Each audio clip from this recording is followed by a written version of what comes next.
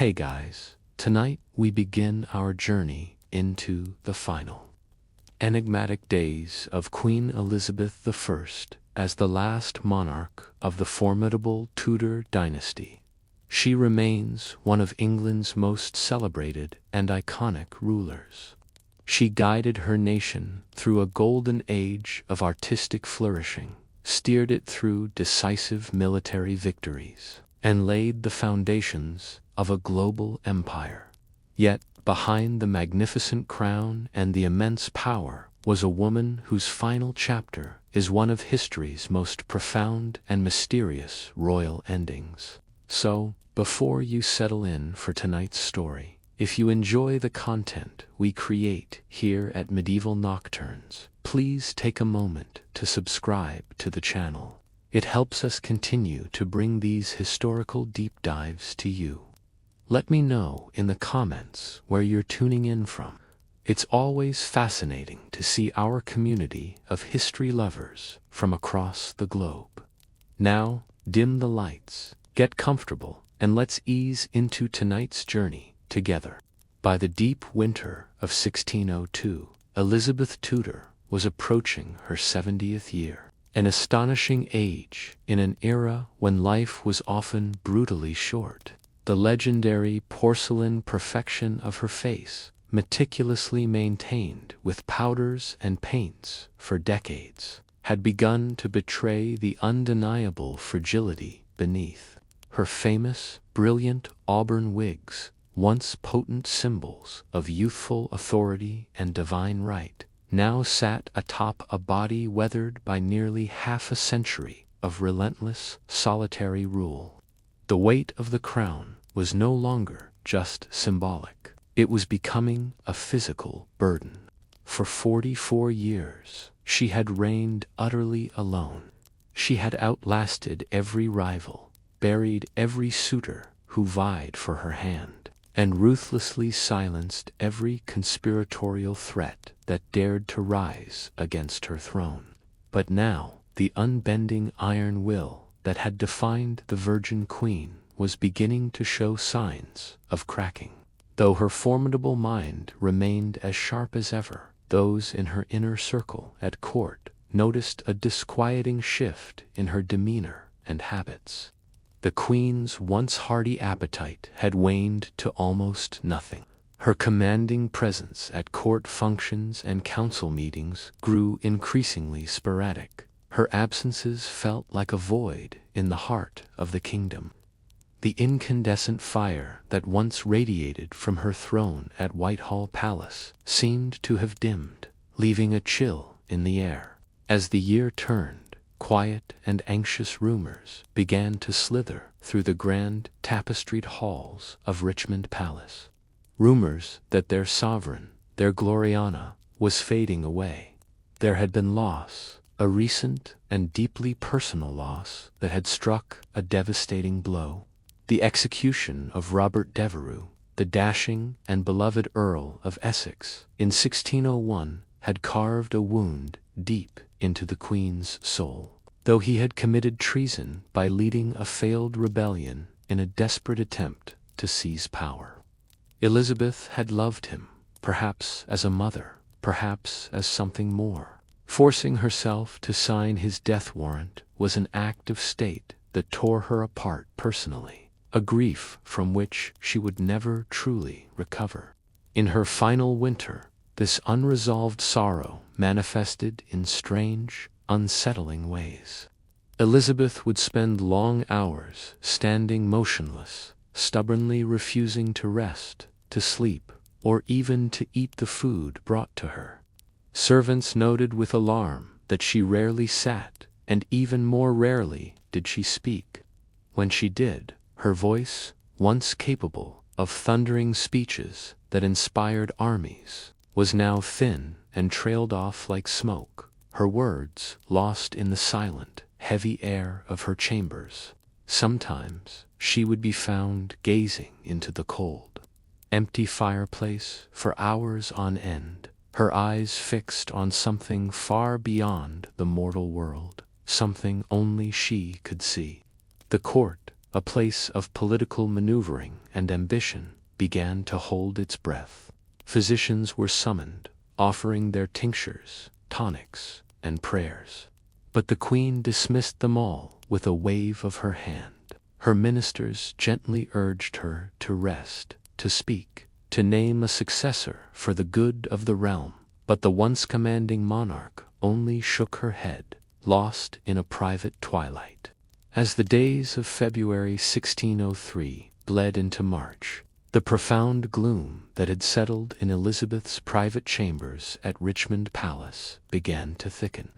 The once vibrant Tudor court, famous throughout Europe for its dazzling pageantry, its lively music, and its sharp, intellectual discourse, had grown unnervingly hushed. The Queen, who had once charmed Europe with her wit and unwavering resolve, was now a figure wrapped in heavy silks, surrounded by little more than shadows and a deep, unsettling silence. She no longer held her regular council meetings, where the fate of the nation was debated and decided. She did not take her customary rides or walks in the palace gardens, where fresh air might have cleared her head. One by one, her ladies-in-waiting, the most trusted and intimate women in her life, were gently but firmly dismissed from her room, until she remained almost entirely alone, a solitary monarch in a self-imposed exile. It was during this time that her physicians, watching from a helpless distance, began to observe something truly troubling. Not only was the Queen still refusing food, but she had also begun to resist the very notion of sleep. She would stand for hours on end, rooted to the same spot by her grand four-poster bed or by the window overlooking the Thames. As if the physical act of lying down was a surrender she was unwilling to make, a final concession to the mortality she had defied for so long. When her legs, swollen and trembling from the strain, could no longer support her weight, she would consent only to sit stiffly on a pile of cushions placed on the floor. There she would remain, her eyes fixed on some invisible point in the distance, her lips sometimes moving silently, whether in prayer, in thought, or in conversation with ghosts. No one could be certain. To many, it seemed she feared death not as a woman, but as a ruler. For decades, Elizabeth had been the living embodiment of England itself. To die was to relinquish control, and perhaps that was the one thing she could not bear. Physically, her health was now declining in ways that were subtle at first, but certain. She developed a persistent, rattling cough that echoed in the quiet chambers. Her skin, already pale, turned almost translucent, and her small frame seemed to shrink beneath the layers of her ornate gowns. The weight loss was alarming to her attendants, yet she forbade any attempt to examine her too closely. Her famous vanity, even in the depths of her sickness, remained stubbornly intact. To understand the immense weight pressing down on Queen Elizabeth in her final weeks, one must look beyond her failing body and into her heart, more precisely at the ghost that relentlessly haunted it, Robert Devereux, the Earl of Essex.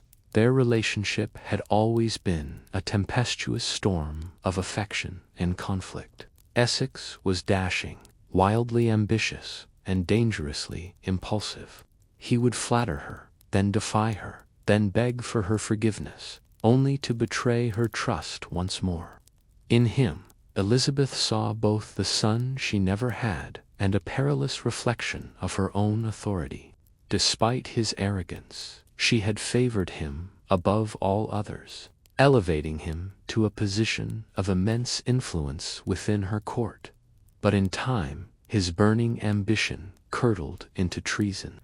In 1601, he launched a desperate, ill-conceived coup to seize power and control the Queen. She was left with no choice. The crown could not tolerate such a betrayal, no matter how beloved the traitor. Elizabeth, with her own hand, signed the death warrant, and when he was beheaded in the Tower of London, something inside her irrevocably unraveled. From that moment forward, those around her noted a profound change. It wasn't just sadness. It was as if a deep, corrosive guilt had lodged itself in her soul, poisoning her spirit from within. Some courtiers claimed she secretly carried a locket containing his portrait, while others swore they heard her muttering his name in the dead of night. The queen, who had once seemed untouchable, now appeared painfully human, deeply wounded, and utterly, inconsolably alone. Her heart, it seemed, had broken long before her body began to follow. Grief, in the Tudor age, was poorly understood by the standards of modern psychology. What we might now diagnose as severe depression was then often labeled as melancholia, a condition believed to arise from an imbalance of the body's for humors, specifically an excess of black bile. It was seen not just as an emotional state, but as a physical and spiritual ailment. Those around Elizabeth saw the clear signs of her sorrow, but they lacked the language or the medical framework to truly comprehend the depth of her psychological suffering. Her ailment was beyond their cure, because it was beyond their understanding. The courtiers, who had once jostled for a moment of her attention or a flicker of her favor, now stepped more cautiously around her. They feared her unpredictable moods and her long, unnerving silences, unsure of how far her profound sorrow might drag the entire court down with her. The vibrant energy of her reign, which had been fueled by her personal charisma, was now replaced by a stagnant atmosphere of anxiety and sorrow. The heart of the government had grown cold. Her deep melancholy began to paralyze the functions of the state. She stopped composing the eloquent letters and speeches for which she was famous. She ceased approving official documents, leaving matters of state to drift without her final seal. Most shockingly, for a monarch whose identity was so intertwined with her role as the head of the Church of England, she even stopped attending chapel services. This was a more alarming sign than any, suggesting a crisis not just of the heart, but of the soul itself. Perhaps the most telling detail of all was her newfound rejection of music. Elizabeth I had adored music her entire life. She was an accomplished musician herself, skilled at playing the virginals and the lute. Her court had been a haven for the greatest composers and poets of the age. Now, in the twilight of her life, she demanded silence. The halls of Richmond, which once echoed with melodies and song, fell quiet at her command. The Queen's spirit, it seemed, could no longer bear the sound of joy. As March of 1603 drew near, the decline of Elizabeth I was no longer a matter of private concern, hidden behind the closed doors of her bedchamber. What began as grief and quiet withdrawal had now become a public spectacle of sorts, a slow, tragic unraveling witnessed by nobles, ministers, and servants alike. The once commanding sovereign who had outwitted foreign kings and silenced dissenters with a single sharp phrase now seemed adrift and powerless within her own palace. She would not speak of her condition. In fact, she barely spoke at all.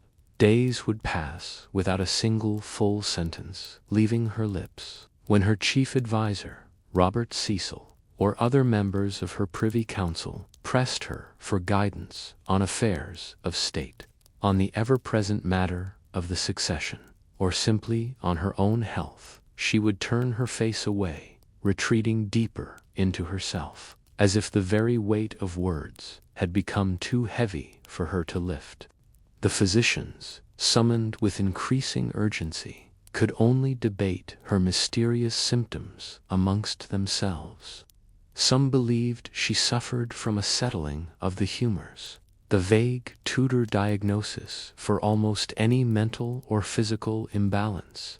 Others whispered of a cold distemper of the brain, another imprecise term for a condition affecting the mind. But no one could agree on a cure, because no one could truly diagnose the cause. The Queen's body and mind were a locked room to which they had no key. At this time, her physical posture became deeply symbolic of her mental state. She refused to lie down in her bed for hours, and then for days. She remained upright, sometimes leaning against a pile of embroidered cushions, other times gripping the arms of her chair with bony fingers, but never fully reclining. It was as though she believed that surrendering to the comfort of a bed would be to surrender to death itself. Servants would later report how their queen stood silently in the corner of her room, cloaked in heavy black, unmoving for hours at a time, a living statue of grief. The palace around the silent queen seemed to fall into a collective hush. Courtiers now spoke only in whispers, their brightly colored silks seeming out of place in the somber atmosphere. Nobles paced anxiously outside her chamber door, desperate for any news, any change. And all the while the air grew thick with an unspoken fear, not just of losing their beloved queen, but of what might come after. England was a kingdom without a clear, named heir, and a monarch's silence could all too easily curdle into a nation's chaos. Among the many whispered theories about what was truly ailing Elizabeth, one stands out, not for its high drama, but for its slow, creeping, and invisible nature. It posits that it wasn't a sudden illness or a single event that brought her down, but rather something far more insidious, something she willingly applied to her own face every single day. The killer may not have been a sword or a poison goblet, but a cosmetic pot. For decades, the queen had adorned her face with her signature look, a thick, stark white mask of makeup.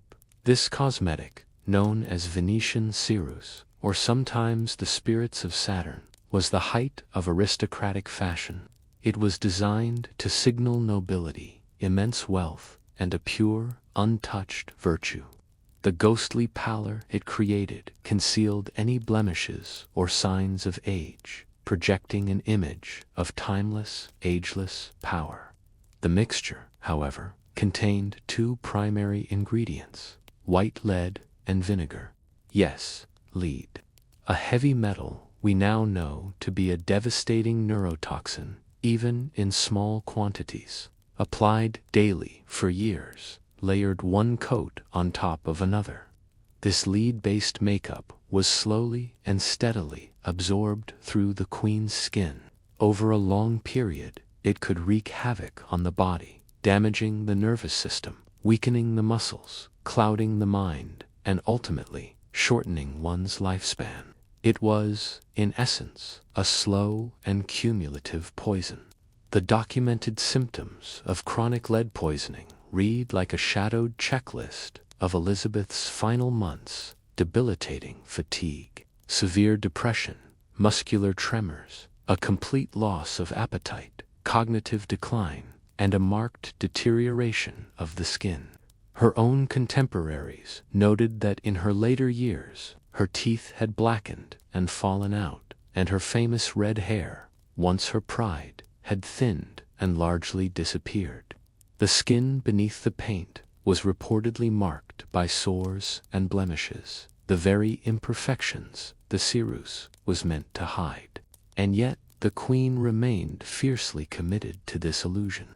She insisted on presenting the powerful image of eternal youth, even as her own body rebelled against it.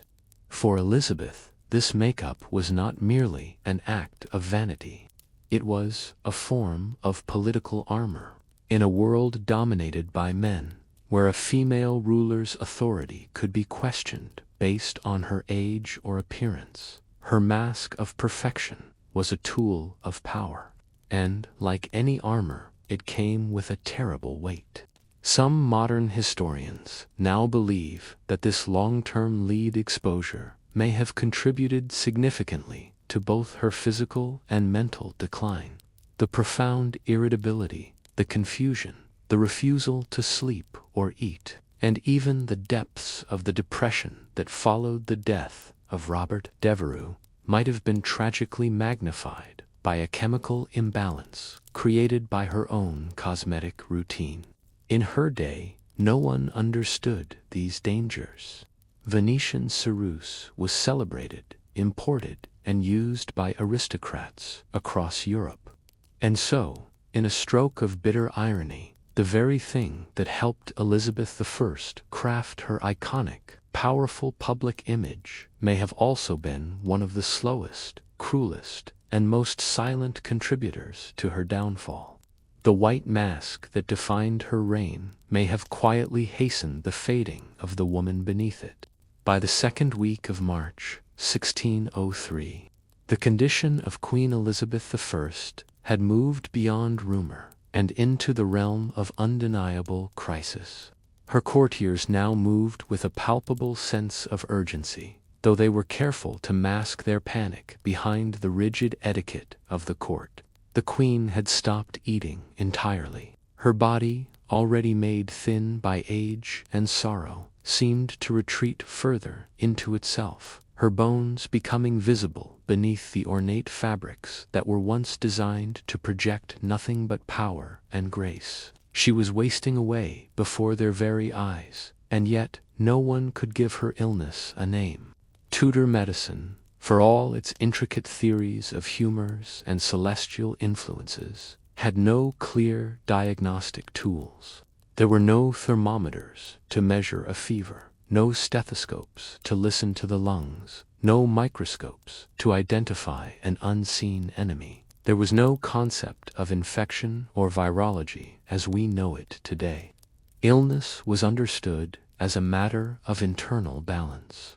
If the four humors, blood, phlegm, yellow bile, and black bile, were thrown out of equilibrium, disease would surely follow. But this vague framework offered little help in the face of such a rapid and mysterious decline. Modern scholars, looking back with the benefit of centuries of medical knowledge, have suggested she may have succumbed to pneumonia. The cold, damp air inside Richmond Palace, combined with her weakened state from long hours of standing and fasting, could have easily led to a severe lung infection. Her persistent cough, reports of chills, and a slow slide into delirium all align with such a theory. In an age without antibiotics, even a common case of pneumonia was often a death sentence, especially for the elderly and infirm. Others speculate that the cause was blood poisoning, a condition known today as septicemia. This might have stemmed from abscessed teeth, a common and dangerous affliction given the notoriously poor dental hygiene of the era. Elizabeth was known to have lost several teeth and suffered from dental decay. A small, untreated infection in the mouth could easily have entered her bloodstream, spreading silently throughout her body and leading to a systemic, fatal collapse. The infected sores, hidden beneath her cosmetics, could also have been a potential source. But none of these possibilities could be confirmed in her time, and so her physicians could only guess. They offered herbal tonics, they tried applying warm compresses, and they prayed fervently for divine intervention. Yet Elizabeth would have none of it. She staunchly rejected all forms of medicine. She would not allow her skin to be pierced by incisions, nor would she submit to the common practice of bleeding. She even refused to undress completely, guarding her regal modesty and the secrets of her ailing body to the very end. Through it all, she maintained her profound silence. The stillness around her became an extension of the illness itself.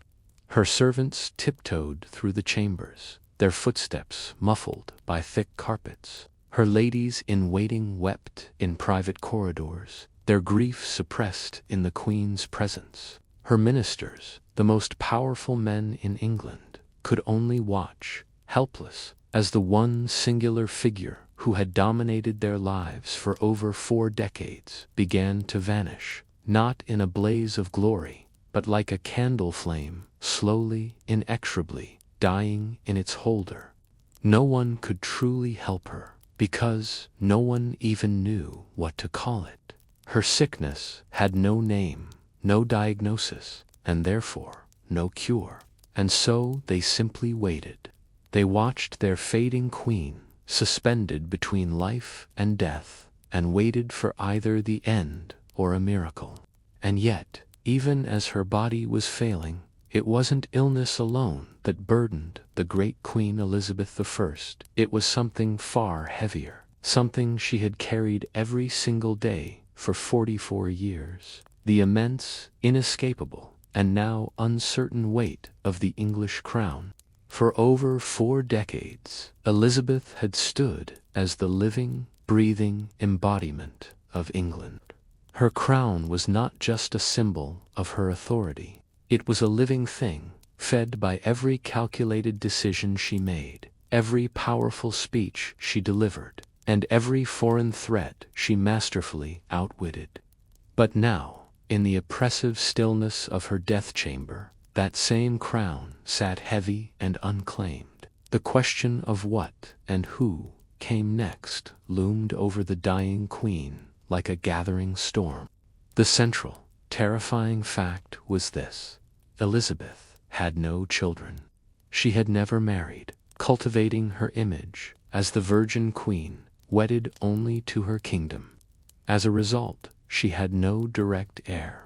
The mighty Tudor line, so fiercely defended and glorified since it emerged from the Wars of the Roses over a century earlier, was definitively ending with her. And though she had maintained a lifetime of meticulous political control, she had always, stubbornly, resisted naming a successor. Why did she refuse? Perhaps it was a calculated political strategy, as naming an heir could create a rival power center and inspire plots against her. But more likely, it was deeply personal. To name a successor was to acknowledge her own mortality, a reality she had battled against her entire reign. To speak of the next monarch was to admit that her own time was finite, and for a queen who had built her identity on being eternal and unchanging, this was an unbearable concession. The most obvious and logical candidate was James VI of Scotland. He was Protestant, he was an experienced male ruler, and he had a legitimate claim to the English throne through his great-grandmother, Margaret Tudor, who was the sister of Henry VIII. The immense historical irony was lost on no one. The man destined to succeed Elizabeth was the son of her cousin and bitter rival, Mary, Queen of Scots, whom Elizabeth had reluctantly executed decades prior. The son of the queen she had destroyed would now inherit her kingdom. But his rise to the English throne was not guaranteed to be simple. Powerful factions still existed within the English court, and old grudges from the Tudor era remained. Catholic claimants, though marginalized, still lurked in the shadows, dreaming of a chance to reclaim England for their faith. As the Queen's strength faded, pressure mounted on her to make a formal, public declaration. Her chief minister, the shrewd and pragmatic Robert Cecil, Secretary of State, pressed her, gently but firmly. England could not be left rudderless. The memory of civil war was not so distant as to be forgotten. In a world where monarchs were believed to rule by divine right, the death of a sovereign without a clear, spoken succession was a recipe for national chaos. Cecil, who had been secretly corresponding with James for months to ensure a smooth transition, knew that the Queen's blessing was the final, crucial piece of the puzzle. Without her word, challenges to James's claim could plunge the kingdom into bloodshed. But Elizabeth remained silent. History gives us only conflicting, whispered accounts of her final decision. Some courtiers later claimed that when pressed on whether James should be king, she made a faint gesture toward her head, forming a circle to represent a crown, a subtle, nonverbal nod. Others, however, claimed she whispered dismissively, "I will have no rascal to succeed me," only to later accept the inevitable. There is no definitive record, no firm confirmation written in her hand or witnessed by a chorus of voices. The monarch, who had delivered some of history's most memorable and eloquent speeches, would not, or could not, speak her final decision. It is entirely possible that in her fading consciousness, the act of acknowledging a successor was psychologically equivalent to surrendering her own life, admitting that her story, her dynasty, and her glorious era were truly, finally, coming to a close. And perhaps, for the mighty Queen Elizabeth I, that was a pain more terrifying than death itself. As March of 1603 drew on, and the hours in the palace grew colder and longer, those attending Queen Elizabeth I faced a peculiar and increasingly disturbing reality. The Queen refused to sleep. This was not a simple case of restlessness or insomnia. It was an absolute and unwavering rejection of rest itself. Days and nights began to blend into one another, creating an endless, silent vigil as she remained seated on her cushions or standing in her chamber, her eyes distant, her spirit seemingly detached from the weary world around her. Too many of her attendants, it seemed that the Queen was terrified, not of death itself, but of the state that lay between her and death, rest. There were moments when her ladies-in-waiting, their voices soft with concern, would beg her to lie down in her bed, but she resisted with such surprising force and silent fury that they eventually stopped asking. Her refusal was not rooted in simple stubbornness. It carried the heavy weight of superstition and deep, unspoken sorrow. In Tudor times, sleep was often viewed with suspicion, sometimes called a temporary death or the cousin of death. It was believed to be a time when the soul drifted dangerously close to the great beyond, vulnerable to spirits both good and evil. Elizabeth, for all her formidable logic and sharp intellect, may have succumbed to this primal fear. She may have truly believed that if she allowed herself to close her eyes, she would never open them again. And so she stood watch. She defied the clear limitations of her failing body. The swelling in her legs, a result of standing for so long, worsened by the day. Her breathing grew shallow and labored.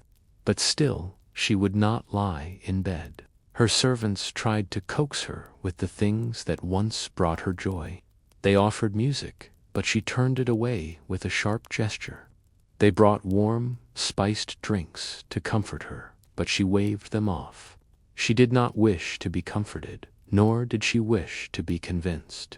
It was as if she was standing guard over her own death, refusing to give it a formal invitation. Eventually, her sheer physical strength began to betray her will. She collapsed several times, her body giving way without warning. On one occasion, her ladies found her crumpled in a heap on the floor beside her chair, unwilling or unable to cry out for help. After that frightening incident, her attendants refused to leave her side, taking turns to stay close, hovering like silent ghosts of the vibrant court she had once commanded. Even then, they no longer spoke to her unless she spoke first. The atmosphere in the room was one of reverence, profound sorrow, and a creeping dread. Finally, after days of this exhausting standoff, her body gave out completely. It is said that Robert Cecil, her trusted advisor, told her she must go to bed, and she finally acquiesced, her will broken by utter physical depletion. She was gently lifted and placed beneath the covers of her grand bed, her body laid down as carefully as a fragile, priceless relic being lowered into a silk-lined case. It was the first time she had truly rested in what felt like an eternity. For the silent, anxious onlookers in the room, this was not a moment of relief, it was the beginning of the end. The long, strange vigil was over. The Queen had surrendered to her own exhaustion, and in doing so, had seemingly surrendered to the inevitable. The moment Elizabeth I allowed herself to be laid in her bed, her chamber transformed. The air grew heavier, more sacred. Those closest to her began to gather, her trusted advisers, her most loyal ladies, her helpless physicians. Each person in that room was acutely aware that they were witnessing not just the impending death of a woman, but the final, quiet closing of an entire, glorious age.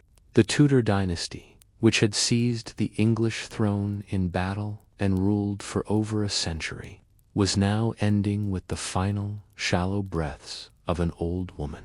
The room was dim, its heavy tapestries muffling every footstep, its air thick with the scent of beeswax from flickering candles. Outside the chamber doors, the Palace of Richmond, and indeed the whole of England, seemed to hold its breath. No official proclamations were issued, no public bells tolled for the dying. Only whispers passed through the long, shadowy corridors. Those who had served Elizabeth for decades now found themselves standing perfectly still, waiting for a word, a sign, a final farewell that would never come. Despite the immense gravity of the moment, Elizabeth I said nothing.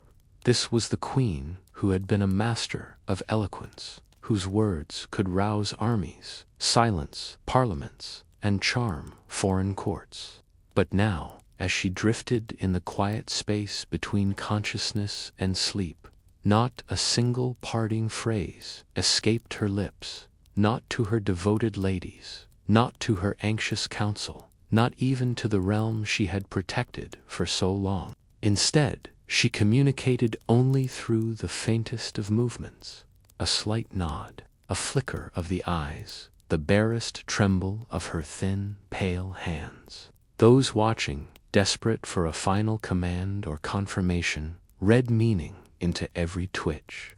Some thought they saw her reach a hand toward the royal crown, which rested on a cushion nearby. Others claimed she gestured toward a portrait of James VI of Scotland, the presumed successor. But these were likely just the projections of hopeful and fearful minds. There were no grand declarations, no final speech to echo through the halls of history. What did she see, lying there in that profound silence? Perhaps, as her life ebbed away, she saw visions from her long and tumultuous reign. The terrified young girl, imprisoned in the Tower by her own sister, Queen Mary. The triumphant, defiant Queen in shining armor, greeting her troops at Tilbury. The glittering court filled with poets, playwrights, and explorers. The smoke and fire of religious wars. The grim necessity of signing the death warrant for her cousin, Mary, Queen of Scots, and the face of the man she both loved and condemned, the Earl of Essex. A lifetime of power, forever shadowed by solitude. Outside her chamber, preparations for the inevitable had already begun. Courtiers, ever practical, quietly packed their belongings, ready to shift their loyalties to a new monarch. Ambassadors scribbled coded letters to their kings and queens across Europe. At the palace gates, royal messengers waited with horses already saddled, prepared to ride with breathless speed the moment the word was given. They all knew what came next, and yet, until the last moment, England remained a kingdom without a confirmed sovereign. For until her last breath, Elizabeth I was still queen.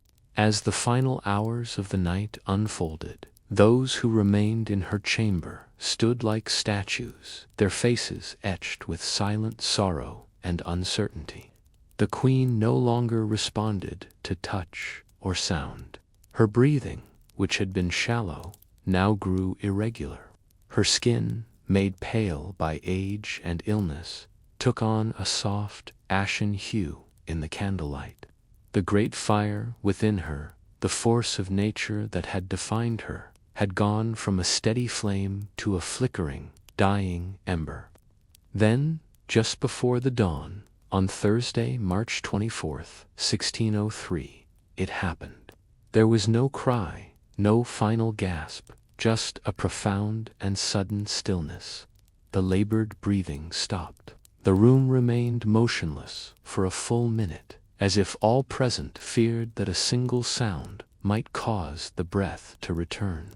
Then, quietly, Lady Scrope, one of her most faithful attendants, reached forward and gently covered the Queen's face with a linen cloth. It was over.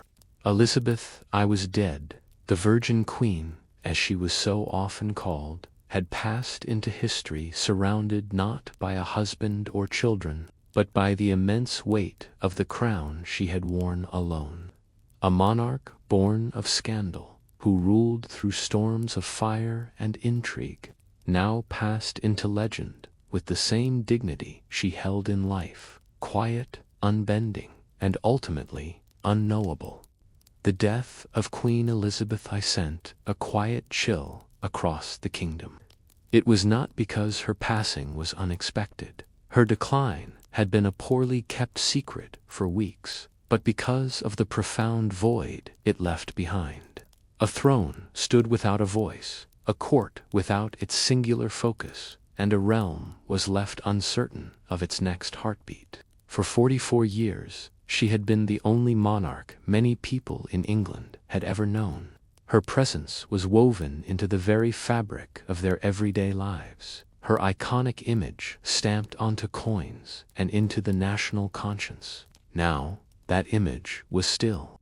Immediately following her death, her body was left undisturbed. According to royal tradition, her ladies-in-waiting, their faces pale with exhaustion and sorrow, kept a solemn vigil beside her bed, whispering psalms through trembling lips. A single candle was left to burn at her bedside, its lonely flame flickering against the shadows. The cloth over her face did not just conceal her identity. In a way, it preserved it, as though the nation needed one final, quiet moment to believe she was truly gone before the new world began. But while grief and reverence settled like dust inside the walls of Richmond Palace, elsewhere, the wheels of state were already turning with cold precision. Robert Cecil, the master politician, and perhaps the only man who truly understood the scale of this historic moment, stepped into motion. His months of secret, careful correspondence with James VI of Scotland had all been in preparation for this very day. The couriers were summoned and sent riding with breathless urgency, their horses thundering through the muddy spring roads of England, carrying the news that would transform to kingdoms forever. Meanwhile, back in London, the people waited, in a calculated move to prevent unrest or opportunistic power plays. The court kept the Queen's death quiet for several hours. No bells rang out from the city's churches. No official mourning was declared. But in a place as interconnected as the capital, secrets could not be kept for long. Word eventually seeped out, passed from servants to merchants, from guards to clergy. The Queen was gone, and with her, so too, went the house of Tudor. There was no child to inherit her throne, no sibling to take her place, no English-raised cousin ready to step into her role. Elizabeth had left behind no personal heir, only the fragile political hope that her choice, unspoken but widely assumed, would be honored without conflict. The great Tudor dynasty, which began with Henry VII claiming the crown on the battlefield of Bosworth Field, had ended quietly in a darkened room. Her privy council met in hushed, anxious tones. The moment was incredibly fragile. A kingdom needed direction, and it needed it fast. The lingering fear of factionalism, of Catholic uprisings from within, or of opportunistic meddling from foreign powers. All these ghosts of England's bloody past haunted their thoughts. The bloodshed of previous succession crises loomed like a dark shadow over their deliberations. Yet, the Queen's long silence had not stopped her government from preparing for this day. Within hours of her death, acting with decisive speed, the Council made its move. They formally declared that James VI of Scotland would now become James I of England. The proclamation was made, and a new dynasty, the House of Stuart, had officially begun. But even as the nation turned its face toward the future and its new Scottish king, it did so in a state of mourning for the woman who had so completely shaped the previous age. She had been the sun around which England had revolved for more than a generation. Her passing had now left behind a profound silence, an emptiness that no new crown could immediately fill.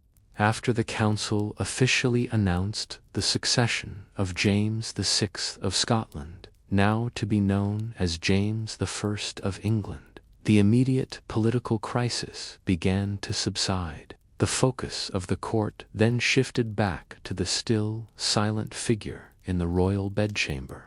The task now was to care for the body of the Queen. Elizabeth I, who had guarded her public image with an almost obsessive level of control throughout her long reign, could no longer maintain the grand illusion. The mask she had worn, both the literal one of paint and the symbolic one of power, was beginning to fall away. In life, she had been meticulous about her appearances. She rarely allowed herself to be seen without her full, magnificent regalia. The stark white lead makeup, the elaborate jewel-encrusted gowns, and the fiery auburn wigs. Even in her final, agonizing days, she had kept her chamber darkened and denied most visitors access, fighting to preserve her mystique. This was partly vanity, yes, but it was also a crucial strategy of power. For a female monarch in a ruthless world, to appear weak was to risk everything. Now, in the quiet solitude of death, her body told a different, more human story. As her most trusted ladies gently prepared her for burial, they began to see what had long been hidden beneath the layers of silk and powder. Her skin, once a canvas for the perfect royal portrait, now bore the subtle signs of age and protracted illness. The pale, unnatural hue left behind by years of toxic cosmetics, the faint bruising, the marks of a body that had suffered. Her hands, which had once held scepters and signed treaties that changed the course of European history, were now thin, frail, and bony. Her famous hair, what little of it remained beneath the wigs, had turned wispy and snow-white. There was no denying the truth that her image had so long concealed. Elizabeth I, the eternally vibrant Gloriana, had been an old and dying woman long before she allowed anyone to see it. And yet, in the stillness of death, there was something profoundly moving about her revealed humanity. She was no longer Gloriana, the untouchable virgin queen, depicted on coins and in grand symbolic canvases. She was, finally, just a woman who had carried the weight of a kingdom on her back for more than 4 decades and had paid the ultimate price with her own body. No embalming was performed immediately. The tradition at the time was to delay the burial, allowing ample time for national mourning and for the planning of a state ceremony befitting such a monumental reign. Her body was dressed one final time in magnificent royal robes. The crown was placed above her brow, while the orb and scepter, symbols of her earthly power, were laid at her side. She would lie in state, a still and silent monarch. For all the physical imperfections that were now visible to her closest attendants, her people still remembered her as their powerful queen. Her death initiated a period of deep and genuine mourning across the land, a testament not just to the monarch she had been, but to the complex person she had become in their eyes, a figure of contradictions, at once powerful and alone, brilliant and burdened, fierce and fragile. The mask had finally slipped away, but what remained in its place was not something less regal, but something far more real. On April 28, 1603, more than a month after she had drawn her last breath, the body of Queen Elizabeth I would finally be taken on its last journey to be laid to rest, giving her kingdom one last chance to say farewell. On April 28, 1603, more than a month after her death, the body of Queen Elizabeth I was finally carried out to be laid to rest. This significant delay had not been caused by negligence or disrespect, but by the deepest reverence. England had lost its longest-reigning monarch to date, a queen who had defined the nation for nearly 2 generations. Such a monumental passing demanded a ceremony that could match the sheer magnitude of her legacy, and it required time for the kingdom to prepare its farewell. Her grand funeral procession began at Whitehall Palace, slowly making its way through the streets of London toward its final destination, Westminster Abbey. The route was lined with a sea of mourners, nobles in their dark silks, clergy in their solemn robes, and commoners in their simple wool coats. All stood side by side. Thousands upon thousands of faces turned toward the carriage that bore their queen one last time. Some openly wept for the monarch they had loved, while others stood in a profound and heavy silence. The atmosphere was not one of celebration or fanfare, but of deep, collective mourning. There were no cheers, no celebratory songs, only the slow, rhythmic tolling of the city's church bells and the somber shuffle of thousands of boots on the stone-paved streets. It was the sound of a kingdom grieving not only for its leader, but for the end of an era they had all shared. The coffin itself was draped in rich purple velvet and borne upon a massive, ornate hearse drawn by 4 horses draped in black. Above it sat a stunning, lifelike effigy of Queen Elizabeth I. This wooden and wax figure was dressed in her full parliamentary robes of state, with a crown upon its head and the royal orb and scepter in its hands. Its face was serene, its painted eyes open, as if she were still watching over her people on this final journey. The image was so realistic that many in the crowd felt a shiver of awe and sorrow, as if seeing their queen upright in death. Behind the magnificent hearse marched a solemn honor guard, followed by the nobles of her court, the members of parliament, and the somber ambassadors from foreign nations. Every step of the procession seemed to echo with the immense weight of the transition that was taking place. A queen was being buried, but an entire age was being mourned. The Elizabethan age, a time of exploration, cultural flourishing, and newfound national pride. At last, the procession reached the hallowed grounds of Westminster Abbey.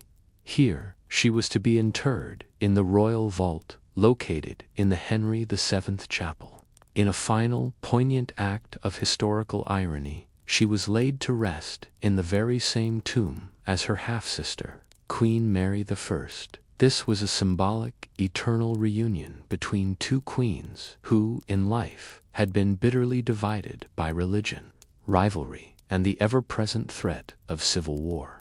The inscription later placed upon their shared tomb reads, in Latin, "Partners in throne and grave, here rest we two sisters, Elizabeth and Mary, in the hope of one resurrection." The irony was not lost on anyone then, nor has it been on historians since. In life, the two sisters had often been enemies. In death, they would lie side by side for eternity.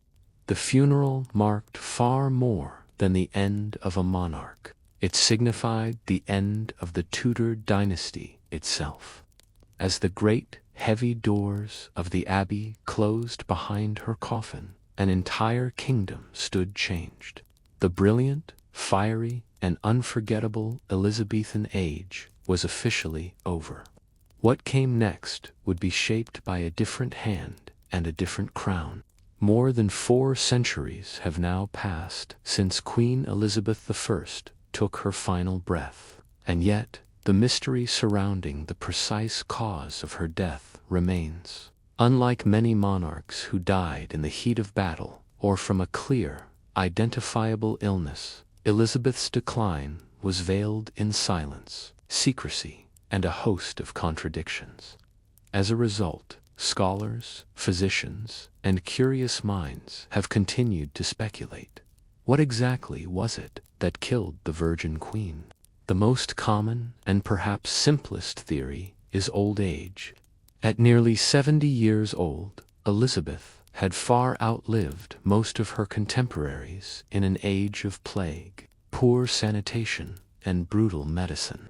After 4.5 decades of shouldering the immense pressures of rule and enduring countless personal losses, her body may have simply succumbed to the inevitable passage of time. Her steadfast refusal to eat, drink, or rest in her final weeks would have certainly accelerated this decline, leaving her too weak to fight off even a minor ailment. Another compelling and medically plausible theory is pneumonia. As has been noted, the Queen reportedly caught a chill shortly before her final rapid decline. The cold, damp, and drafty conditions inside Richmond Palace, combined with her already weakened state, may have allowed a severe respiratory infection to take root. Without antibiotics and only rudimentary treatments available, a disease like pneumonia would have been devastating, and its symptoms align well with the accounts of her persistent cough and eventual delirium. Then there is the sinister and slow-acting possibility of lead poisoning. Her famous white facial makeup, the Venetian ceruse she wore for decades, was known to contain white lead, a highly toxic substance. Absorbed through the skin over many years, it could have systematically damaged her organs, caused profound psychological changes, and slowly poisoned her from within. The symptoms of chronic lead exposure, fatigue, irritability, hair loss, and cognitive decline all match the historical descriptions of the Queen in her final years. A related possibility is that of blood poisoning or sepsis, perhaps from an infected tooth or a sore on her skin. Dental health was notoriously poor in the Tudor era, and Elizabeth was known to have suffered from tooth loss and decay. A small, untreated infection could easily have entered her bloodstream, resulting in a systemic infection that would have been a silent and certain killer in an age that had no understanding of bacteria or sterilization. Finally, and perhaps most poignantly, historians continue to explore the immense emotional and psychological toll of grief and depression. The loss of Robert Devereux, the Earl of Essex, and other beloved confidants seemed to break something deep inside her. Her strange refusal to lie down, her long, empty silences, and her deep, inconsolable melancholy could all be signs of a profound psychological suffering which, left untreated, may have eroded her will to live and hastened her physical end. In truth, her death was likely not caused by a single one of these factors, but by all of them working in tragic concert.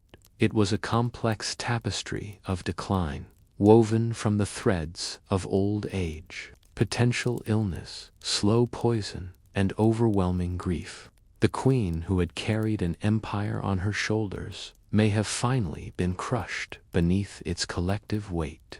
And yet, in her characteristic silence, she left no confession, no final clue for her physicians or for history. She only left a legend. The death of Queen Elizabeth I was not merely the closing of a life, it was the closing of an identity that the Kingdom of England had worn for more than 40 years. She had reigned alone, without a husband to share her power or a child to inherit it, carving her own singular image into the very soul of the nation. Her passing was quiet, intensely private, and full of unanswered questions, but the echo of her reign would thunder down through the centuries that followed. The country she left behind was vastly different from the one she had inherited. When she first ascended to the throne in 1558, England was a nation fractured by bitter religious warfare, teetering on the edge of financial collapse, and viewed by the great powers of Europe as a second-rate island kingdom. It was unstable, anxious, and vulnerable. Through a remarkable combination of sheer will, political genius, and a masterful sense of theatrical leadership, Elizabeth I transformed it. She navigated the treacherous waters of religious conflict with the carefully constructed Elizabethan settlement. She faced down the mighty Spanish Armada, turning a moment of national peril into a legendary victory. Under her watch, England became a formidable kingdom, confident, culturally vibrant, and respected on the world stage. Her death, however, also revealed the inherent fragility that lay just beneath that powerful surface. She had held everything together through her extraordinary force of personality and her constant, vigilant presence. With her gone, a power vacuum threatened to reopen old wounds. The peaceful transition to King James I marked a brilliant diplomatic victory for her government, but it was also a seismic cultural shift. The Tudor flame had been extinguished, and the dawn of the Stuart era felt uncertain. And yet, for all the political change, what truly lingered in the minds of her people wasn't just policy or diplomacy. It was her persona. It was the memory of her stirring speeches, like the one delivered to her troops at Tilbury. It was her defiant rejection of marriage proposals from Europe's most powerful men. It was the carefully cultivated image of the Virgin Queen, a monarch who was both mother and ruler to her people. The jewels, the gowns, the high forehead, the poetic rhetoric, all of it became mythic. Even her final, profound silence served her legacy. She exited the world entirely on her own terms, offering no final, dramatic word, no dying gasp for pity or remembrance. In life, she had been an absolute master of performance and public image. In death, she let the silence speak far louder than any closing act ever could, leaving the world to wonder. To this day, historians still debate the intricate details of her politics, her personal life, and her death, but few debate her monumental impact. The Elizabethan age remains one of the most celebrated and studied periods in all of English history. Her name became, and remains, a powerful shorthand for a golden era of poetry, theater, exploration, and burgeoning national pride. Though her body rests quietly beneath the cold stones of Westminster Abbey, her story continues to live on in countless books, on stages, and in the very spirit of the monarchy she so powerfully defined. She died surrounded only by her court, but she did not die forgotten. Thank you for joining us at Medieval Nocturnes for this journey into the past. If you enjoyed this story, please consider liking this video and subscribing for more explorations of history's most fascinating chapters. To truly understand the sorrow that shrouded Queen Elizabeth's final days, we must first step back from her deathbed and look at the kingdom she presided over in her twilight years. The late 1590s, often romanticized as the pinnacle of the Golden Age, was, in reality, a period of profound national anxiety. The triumphant defeat of the Spanish Armada in 1588 was more than a decade in the past, and the long, grinding war with Spain that followed had taken a heavy toll. England was weary, its treasury was strained, and its virgin queen was growing old. Economically, the kingdom was struggling. A series of disastrously poor harvests in the mid-1590s had led to widespread food shortages, soaring inflation, and desperation among the common people. The cost of bread, a staple of the English diet, skyrocketed, leading to food riots in some parts of the country. The government's coffers, already depleted by the long war effort, could offer little relief. This economic hardship created a current of discontent that flowed just beneath the surface of the celebrated Elizabethan social order. Adding to this strain was the brutal, costly, and seemingly endless conflict in Ireland. The 9 Years' War, which began in 1593, was a massive drain on English resources and manpower. It was a vicious, intractable guerrilla war fought in difficult terrain, and it consumed the lives of thousands of English soldiers and vast sums of money. The war in Ireland was a constant source of political turmoil back in London, and a graveyard for the reputations of the commanders sent to fight it. It was this very conflict that would become the ultimate catalyst for the downfall of the Earl of Essex. The court itself was a hotbed of factional rivalry. As the Queen aged, the competition to gain influence and secure a position for the future grew ever more intense. Two great factions dominated the political landscape. One was led by the young, charismatic, and impulsive Robert Devereux, Earl of Essex, who championed a more aggressive, militaristic foreign policy. The other was led by the cautious, brilliant, and tirelessly administrative Robert Cecil, son of Elizabeth's most trusted advisor, Lord Burleigh. The bitter power struggle between these two men and their networks of clients and allies defined the politics of the Queen's final decade. Furthermore, the religious question, which Elizabeth's famous settlement had sought to put to rest, continued to simmer. On one side, radical Puritans pressed for further Protestant reforms, viewing the Church of England as still too close to its Catholic roots. On the other, the fear of Catholic plots, though diminished, never truly disappeared. The memory of assassination attempts and foreign-backed conspiracies against the Queen meant that religious loyalty remained a matter of state security. At the heart of all this anxiety was the one question that no one dared ask the Queen directly, but which was on everyone's mind. What would happen when she died? The succession was the great, unspoken variable that hung over every political decision. Courtiers, nobles, and ambassadors were all secretly trying to predict who would inherit the throne, hedging their bets and positioning themselves for the inevitable transition of power. Every appointment, every royal favor, was scrutinized for what it might mean for the future.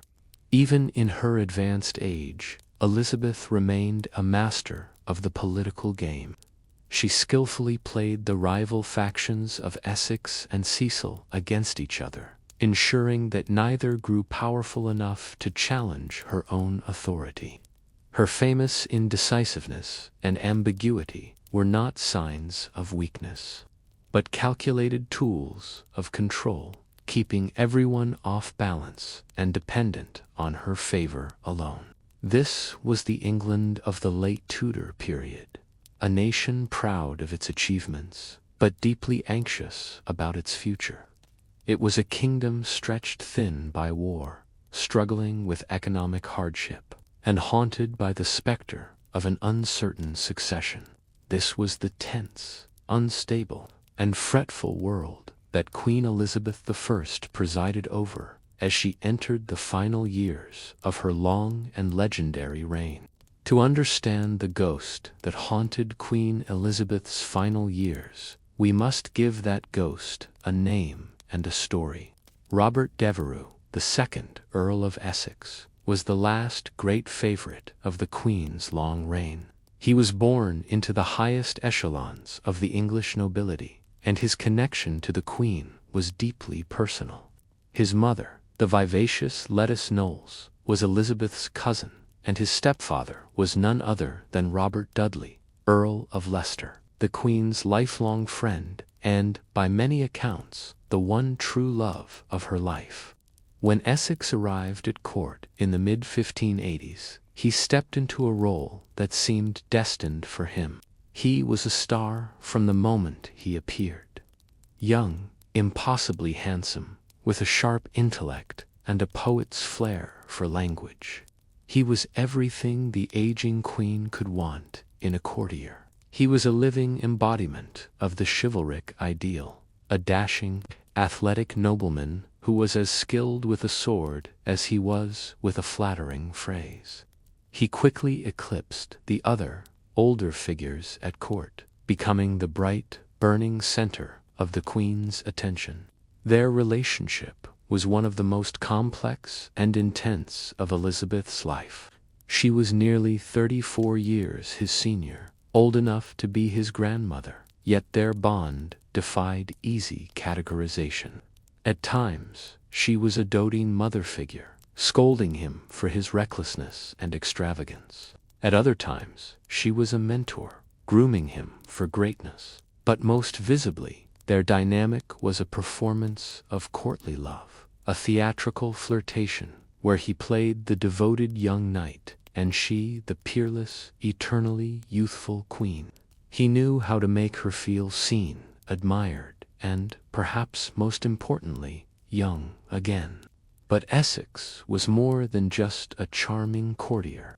His soul burned with a restless and all-consuming ambition for military glory. While the faction led by Robert Cecil and his father, Lord Burleigh, advocated for caution, diplomacy, and sound administration, Essex believed that England's destiny was to be forged in the fires of war. He yearned to be a great general, a modern-day Henry V, leading English armies to victory on the continent.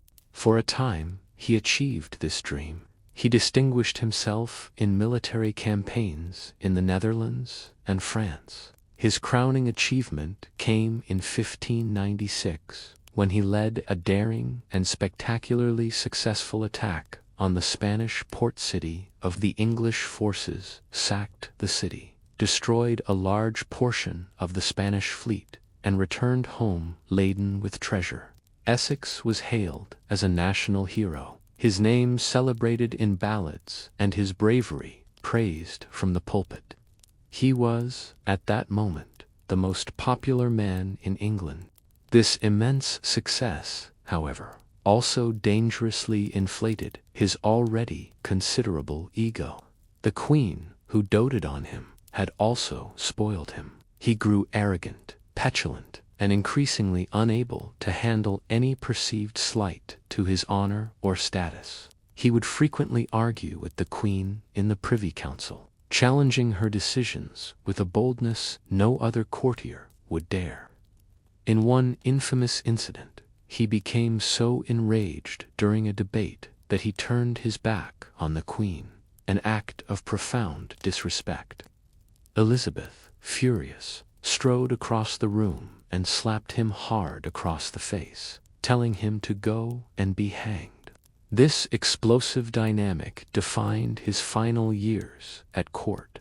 He was locked in a bitter struggle for influence with Robert Cecil, who, unlike the flamboyant Essex, worked quietly behind the scenes, building his network and consolidating his control over the machinery of government. Their rivalry was not just a clash of personalities, it was a battle for the future of England. Essex represented the glamour of the old aristocracy and military adventure, while Cecil embodied the new age of bureaucratic administration and cautious statecraft.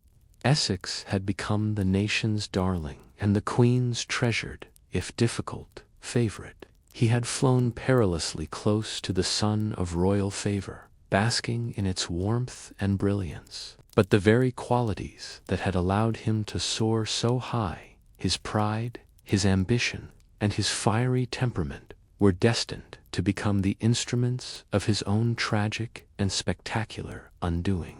The stage for the final act of Essex's dramatic life was set in Ireland.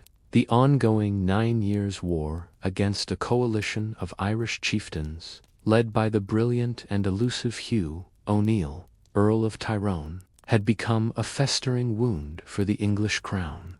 It was a brutal, costly conflict that had consumed men, money, and reputations with little to show for it. English armies, accustomed to continental-style pitched battles, found themselves bogged down in a frustrating guerrilla war of ambushes and raids in the island's difficult terrain of bogs, forests, and hills. By 1599, the situation had become critical. After a series of English defeats, Queen Elizabeth and her council decided that a massive, decisive intervention was needed. A new Lord Lieutenant must be sent to Ireland with the largest army England had ever fielded, with the singular goal of crushing O'Neill's rebellion once and for all. For this monumental task, there was only one man with the public profile and military ambition who seemed suited for the role: Robert Devereux, Earl of Essex. Essex himself lobbied aggressively for the command. He saw it as his ultimate chance to achieve the military glory he so desperately craved. He believed he could succeed where all others had failed, returning to England as the triumphant savior of the kingdom, his political dominance finally secured. After much debate, the Queen granted him his wish, bestowing upon him a level of authority and military resource unprecedented for the time. In March of 1599, he departed for Ireland at the head of a force of over 17,000 men, cheered on by adoring crowds who saw him as England's great hope. But the Irish campaign was a disaster from the very beginning. Instead of marching north to confront Hugh O'Neill in his Ulster stronghold, which was his primary objective, Essex made the baffling decision to lead his army on a series of smaller, largely pointless campaigns in the south of Ireland. He frittered away precious time, resources, and the lives of his men on minor skirmishes, all while the main rebel army remained untouched. His army was plagued by disease and desertion, its numbers dwindling rapidly in the unfamiliar and hostile environment. The supplies promised from England were slow to arrive, and the campaign was bogged down by logistical nightmares. Essex, the charismatic leader, proved to be a shockingly incompetent general. He was indecisive, easily distracted, and seemed to have no coherent strategy. He blamed his failures on his political rivals back in London, particularly Robert Cecil, accusing them of deliberately sabotaging his efforts from afar. Meanwhile, back at court, the Queen was growing increasingly furious. She sent a barrage of angry letters to Essex, demanding to know why he was ignoring her direct orders to engage O'Neill. "We do charge you, as you tender our pleasure, that you do adventure to do this service yourself," she commanded, her patience worn thin. Essex, feeling cornered and humiliated, finally marched his depleted army north. But instead of forcing a decisive battle, he did the unthinkable. In September 1599, at a ford on the River Lagan, he met with Hugh O'Neill for a private parley. No one knows for certain what was said during their meeting, but instead of fighting, Essex agreed to a truce that was highly favorable to the Irish rebels, to the Queen and her council. This was an act of insubordination bordering on treason. He had been sent to crush the rebellion, not to negotiate with its leader as an equal. Knowing he was in deep disgrace, Essex made his final, fatal error. In direct defiance of the Queen's explicit orders not to leave his post without her permission, he abandoned his army and made a frantic journey back to England. He burst into the Queen's private chambers at Nonsuch Palace early one morning, muddy and disheveled from his journey, and found the Queen before she was dressed, without her wig or makeup. By doing so, he shattered the carefully constructed illusion of her majesty, seeing the mortal, aging woman beneath the public mask. It was an unforgivable intrusion, and it marked the end of her affection for him. From that moment on, he was no longer her favorite. He was her problem. After his shocking and unauthorized return from Ireland, Robert Devereux was a disgraced man. He was immediately placed under house arrest, confined to his London residence, York House. The Queen, though personally wounded and professionally furious, was initially hesitant. For months, she seemed unable to decide his fate. To permanently disgrace a man of his stature, a man she had so publicly favored and genuinely loved, was a step of enormous gravity. Part of her, perhaps, still hoped he would show the sincere repentance that might allow for some form of reconciliation. But Essex's pride, even in disgrace, was too great. He remained defiant, writing letters that were more self-pitying than apologetic. Meanwhile, his enemies on the Privy Council, led by the ever-patient Robert Cecil, slowly and systematically dismantled his power. He was stripped of his public offices, but the most crippling blow was a financial one. The council refused to renew his monopoly on the importation of sweet wines, a royal favor that had been the primary source of his immense income. Without it, he faced financial ruin, saddled with enormous debts he could no longer hope to pay. This calculated humiliation was the final push that sent Essex down the dark path from disgruntled courtier to outright traitor. Isolated, bankrupt, and stripped of his access to the Queen, he grew desperate. He convinced himself that he was the victim of a conspiracy led by Robert Cecil and other advisers who had poisoned the Queen's mind against him. He began to believe that his only path back to power was to physically remove these evil counselors and force himself back into the Queen's presence. He gathered around him a circle of discontented followers, mostly young, swaggering nobles and disgruntled soldiers from his Irish campaign, all of whom felt marginalized by the Cecil regime. In the winter of 1600 to 1601, their plotting coalesced into a desperate plan. On the morning of Sunday, February 8, 1601, the Essex Rebellion began. It was a poorly conceived, almost amateurish affair. Essex, and about 200 of his followers, marched from York House into the city of London, hoping to rally the citizens to their cause. Essex shouted that his life was in danger, and that the kingdom was being sold to Spain, hoping to spark a popular uprising that would sweep him to power. But the citizens of London, far from rising up in support, were mostly confused and frightened. They barred their doors and watched from their windows as this small, armed band marched through the streets. The Queen's government, well informed of his plans by a network of spies, responded with swift efficiency. The city gates were secured, and troops under the command of the Lord Admiral, quickly surrounded Essex and his dwindling group of rebels. There was no glorious battle, no popular revolt. The rebellion fizzled out in a matter of hours. Essex had no choice but to surrender. He was taken to the Tower of London, the very place where so many Tudor traitors had met their end. His trial for high treason was swift, and the outcome was never in any doubt. He was tried by a jury of his peers, and the evidence against him was overwhelming. His former charm and arrogance had vanished, replaced by a grim acceptance of his fate. He was found guilty and sentenced to be beheaded. The final decision now rested with the Queen. She was faced with the agonizing task of signing the death warrant for a man she had known since he was a boy, a man she had cherished like a son.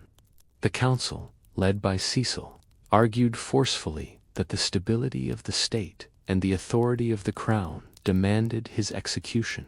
Treason, they insisted, could not go unpunished. After what was reported to be days of painful deliberation, Elizabeth finally conceded. The Queen had to choose her kingdom over her heart. On February 25, 1601, Robert Devereux, Earl of Essex, was executed within the private confines of the Tower of London. His death was carried out away from public view to prevent any display of sympathy from turning into further unrest. He reportedly met his end with courage and a deep sense of repentance. His life was over, but his ghost, the memory of his charm, his betrayal, and her own role in his fate, would haunt Queen Elizabeth for every one of the 2 years that remained of her own life, casting a long, dark shadow over her final days. If Robert Devereux, Earl of Essex, was the flamboyant, tragic hero of Elizabeth's final act, then Robert Cecil was its quiet, calculating, and ultimately victorious protagonist. The two men were studies in contrast, where Essex was tall, handsome, and radiated a natural, if arrogant, charisma. Cecil was short, with a slight curvature of the spine that gave him a hunchbacked appearance. He possessed none of Essex's dashing charm, but he was armed with something far more enduring, a formidable intellect and a near superhuman capacity for work. He was, quite literally, born and bred for statecraft. His father was the great William Cecil, Lord Burleigh, the man who had served as Queen Elizabeth's chief minister for a remarkable 40 years.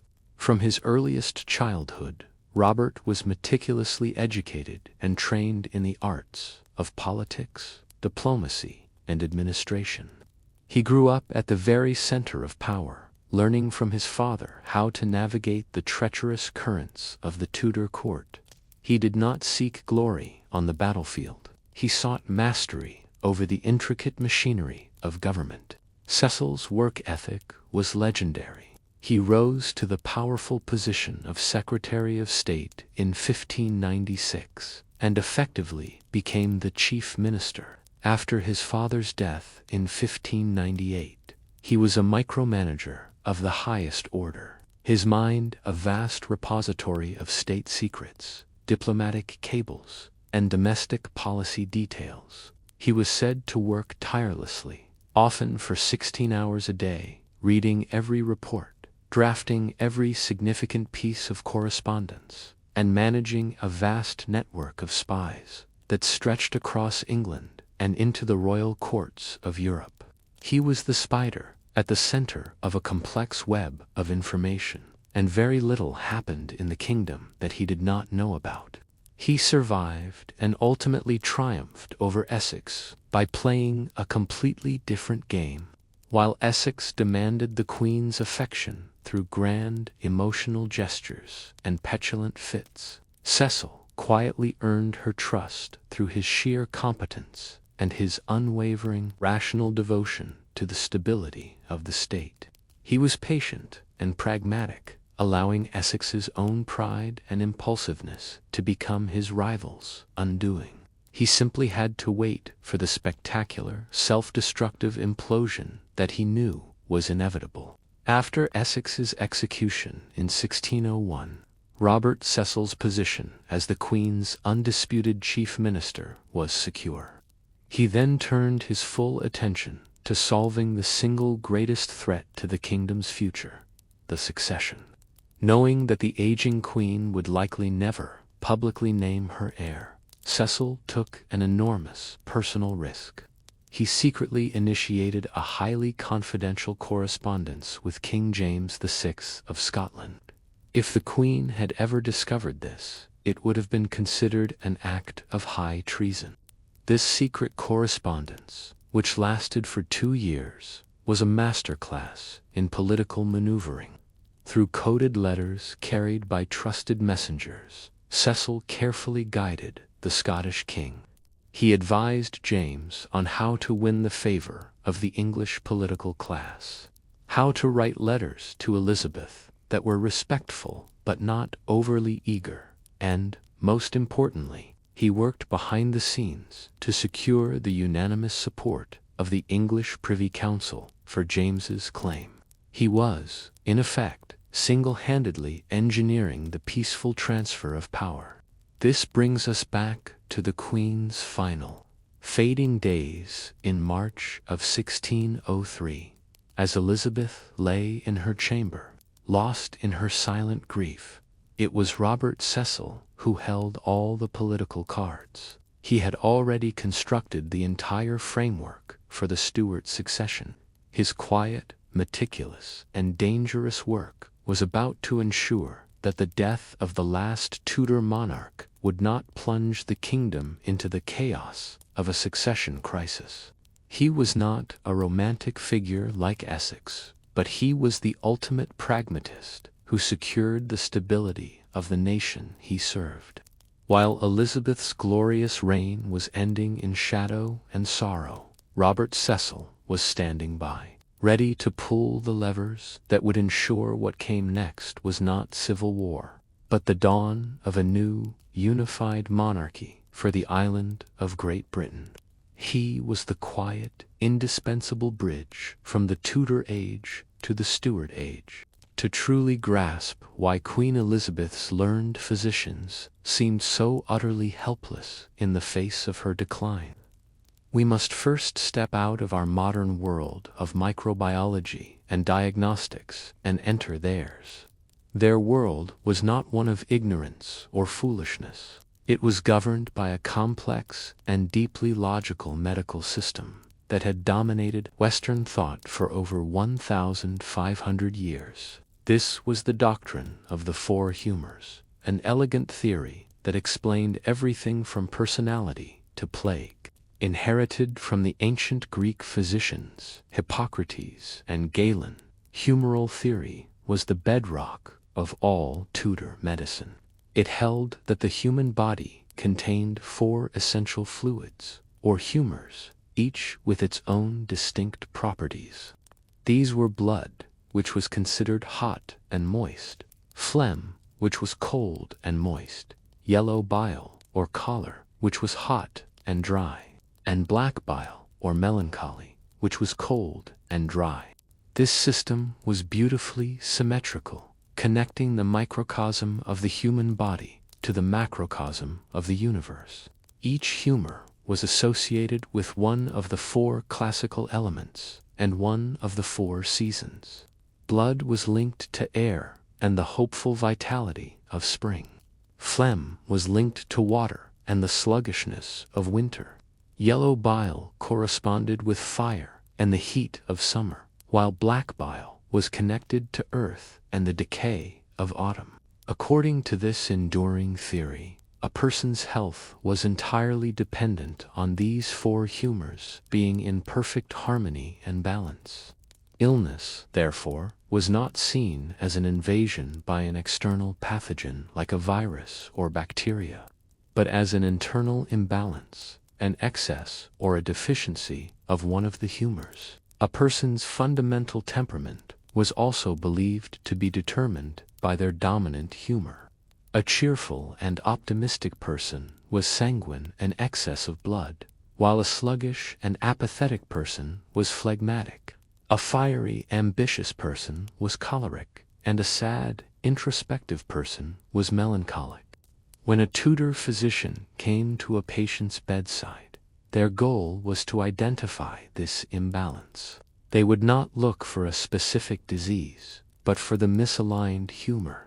Diagnosis involved examining a patient's complexion, feeling their pulse, and, most importantly, inspecting their urine. Uroscopy, the detailed examination of urine's color, consistency, and even smell, was a primary diagnostic tool, believed to reveal the state of the body's internal fluids. Once the imbalance was identified, the treatment was logical within this framework. The excess humor had to be removed to restore harmony. This is why practices that seem barbaric to us were standard medical procedure. If a patient was deemed to have too much blood, leading to a fever or inflammation, the treatment was bleeding phlebotomy. If the problem was an excess of bile, the physician would prescribe powerful laxatives or emetics to purge the system. Diet was also crucial. A cold and moist illness like a cough, excess phlegm, would be treated with hot and dry foods like roasted meats and red wine. In Queen Elizabeth's case, her profound sadness, refusal to eat, and withdrawal would have been immediately diagnosed as a severe case of melancholia, a dangerous excess of cold, dry black bile. Her persistent cough would be blamed on an overabundance of cold, moist phlegm. Her physicians were stymied because the Queen, in her stubborn defiance, refused to submit to the very treatments their entire medical system demanded. She would not be bled, she would not be purged, and she rejected the tonics designed to counteract her humors. Stripped of their primary tools, her doctors were left with little more than prayers and theories. They were not incompetent fools. They were highly educated men operating at the absolute limits of their medical reality.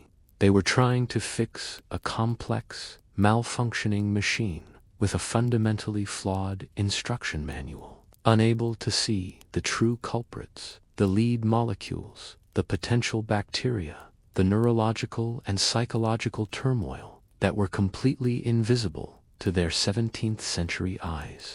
While King James VI of Scotland was indeed the most logical and powerful candidate to succeed Elizabeth, to assume he was the only option is to misunderstand the perilous complexity of the Tudor succession. The issue was a legal and political minefield.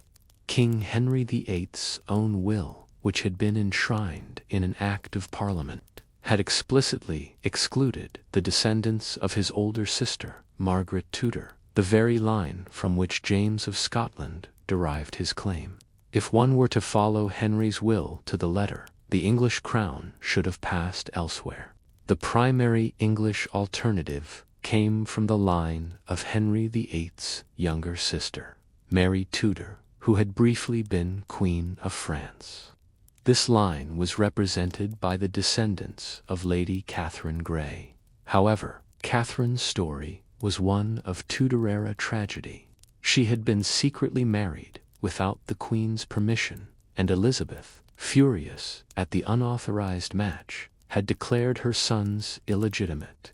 Though many lawyers argued the boys were legitimate, the shadow of royal disapproval and their questionable legal status made their claim deeply problematic and a recipe for factional strife. Then there was the intriguing and ultimately tragic figure of Arbella Stuart. Living in England, Arbella had a powerful claim of her own. She was the granddaughter of Margaret Douglas, who in turn was the daughter of Margaret Tudor. This made Arbella Elizabeth's first cousin once removed, and, crucially, she had been born and raised on English soil.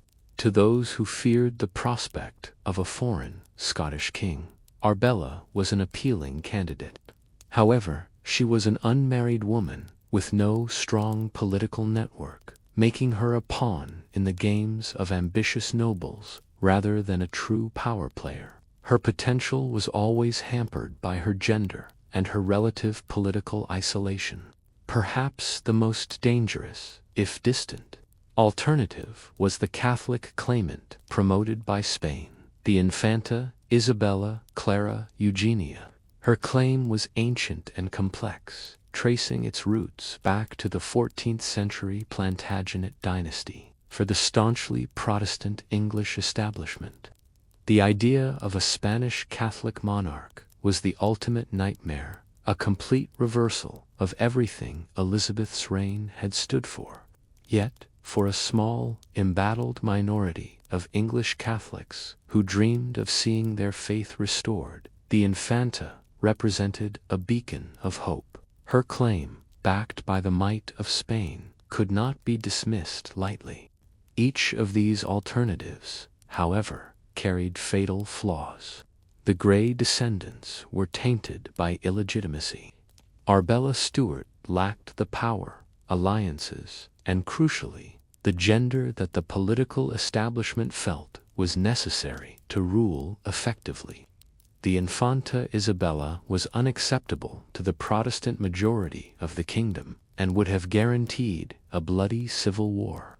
The very idea of her succession terrified the men on Elizabeth's Privy Council.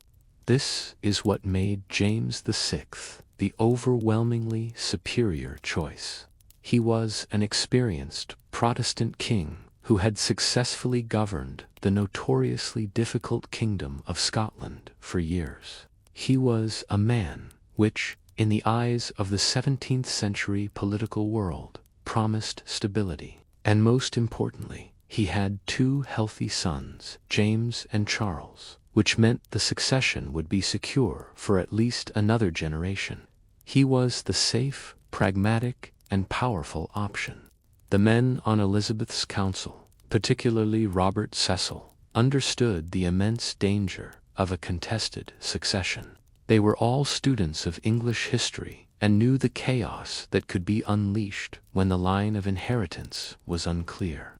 The memory of the Wars of the Roses, the brutal, decades-long civil war between the houses of Lancaster and York that had torn the kingdom apart, was a powerful and cautionary tale.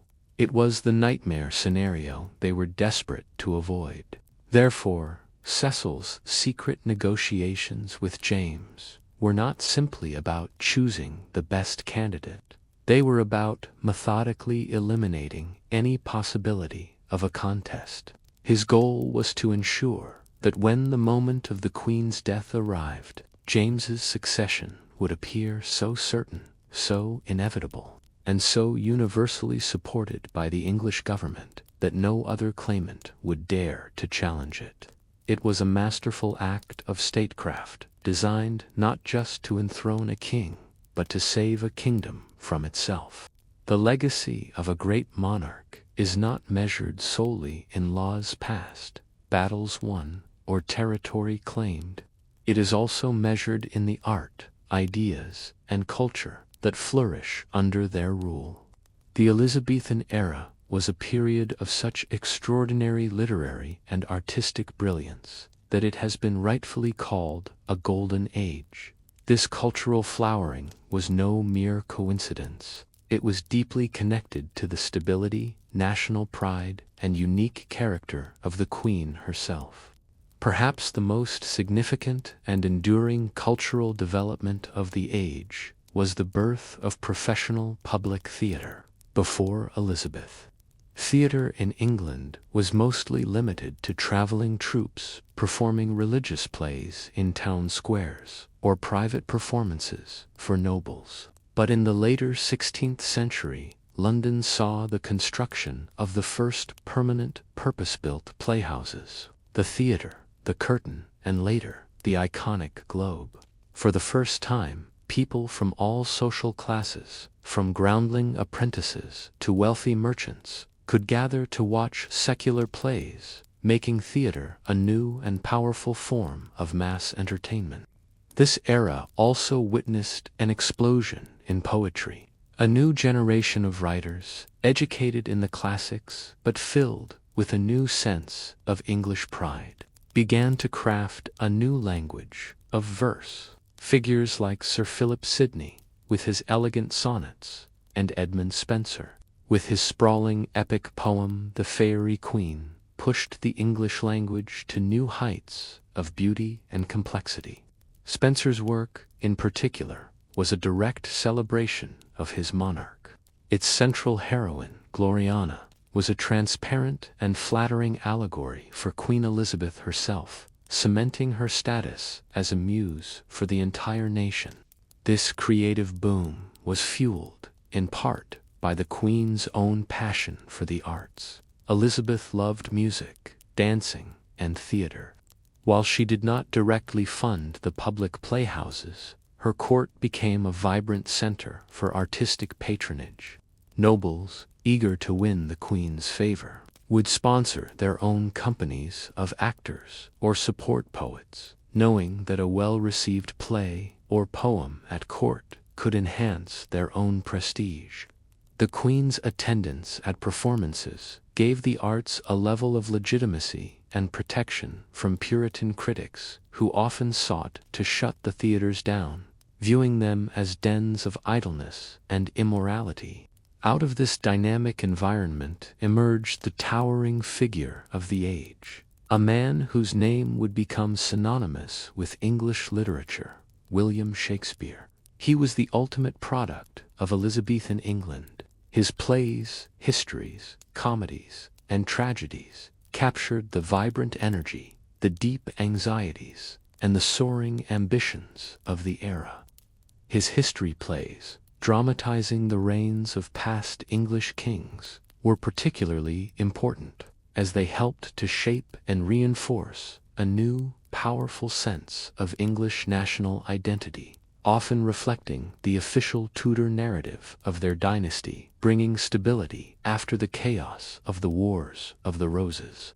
The great themes that dominate Elizabethan literature were the very issues that Elizabeth and her court grappled with every day: the nature of power, the burden of rule, the anxieties of succession, the complexities of love, and the sting of betrayal. The stage became a mirror held up to the political and personal dramas of the court, allowing audiences to explore the most pressing questions of their time through the safety of fiction. This was also a period of immense linguistic confidence. The English language itself was expanding and evolving at a rapid pace, absorbing new words and inventing others.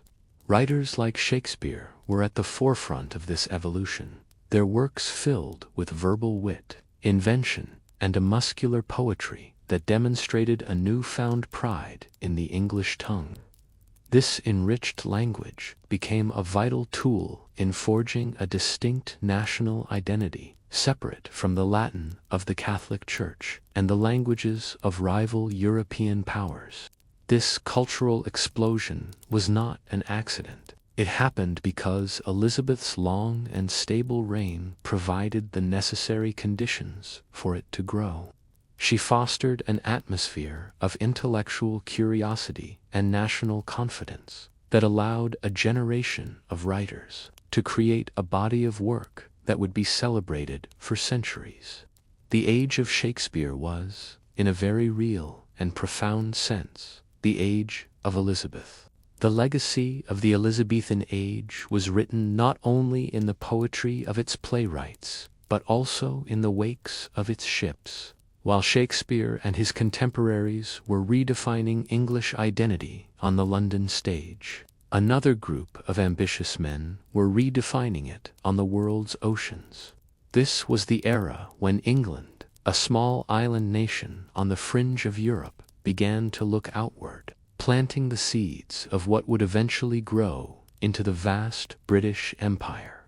At the forefront of this movement was a new breed of English hero, the so-called sea dogs. Figures like Sir John Hawkins, Sir Walter Raleigh, and, most famously, Sir Francis Drake were a complex mixture of patriot, explorer, merchant, and, from the perspective of their Spanish rivals, state-sponsored pirate. They were bold, ruthless, and driven by a potent combination of Protestant zeal, personal ambition, and a desire for unimaginable wealth. They saw the global dominance of Catholic Spain and Portugal not as a permanent reality, but as a challenge to be met and broken. The most spectacular achievement of this era was Sir Francis Drake's circumnavigation of the globe between 1577 and 1580. His voyage was far more than a simple feat of exploration. It was a direct and audacious raid on the Spanish Empire. He sailed his ship, the Golden Hind, down the coast of South America, plundering Spanish ports and capturing treasure ships laden with Peruvian silver. When he finally returned to England, his hold was so full of treasure that it reportedly paid off England's entire national debt and provided a 4,600% return for his investors, including the Queen herself. By knighting Drake on the deck of his ship, Elizabeth sent a clear message to the world. England was now a power to be reckoned with on the high seas. Drake's success fueled a growing English fascination with the New World, while Spain controlled the vast riches of Central and South America. England began to look to the north, dreaming of finding its own sources of gold and silver. This period saw numerous expeditions searching for the mythical Northwest Passage, a sea route to Asia through the Arctic, and the first concerted efforts to establish permanent English colonies in North America. It was Sir Walter Raleigh, another of the Queen's favorites, who spearheaded these colonial ambitions. In the 1580s, he sponsored several voyages to establish a settlement on Roanoke Island, in what is now North Carolina. The venture was fraught with hardship, poor planning, and hostile relations with the local indigenous peoples.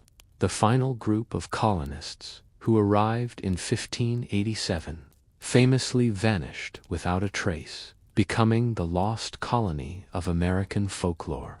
Roanoke was a failure, but it was a crucial, if harsh, lesson in the immense difficulties of building an empire from scratch. While individual adventurers like Drake and Raleigh captured the public imagination, the more lasting foundations of empire were being laid through new forms of organization. The Elizabethan era saw the rise of the joint stock company, where merchants could pool their resources to fund massive, high-risk trading voyages. The most significant of these was the East India Company, which Queen Elizabeth granted a royal charter on the very last day of the year, 1600. This powerful corporation would go on to become a dominant force in Asia, eventually governing vast territories in India and acting as an unofficial arm of the British state. These maritime adventures fundamentally shifted England's national identity. The victory over the Spanish Armada in 1588, achieved by smaller, more maneuverable English ships against a larger foe, cemented the Navy's place at the heart of the nation's security and pride. England began to see its destiny tied not just to the fields of Kent or the battlefields of Europe, but to the open ocean.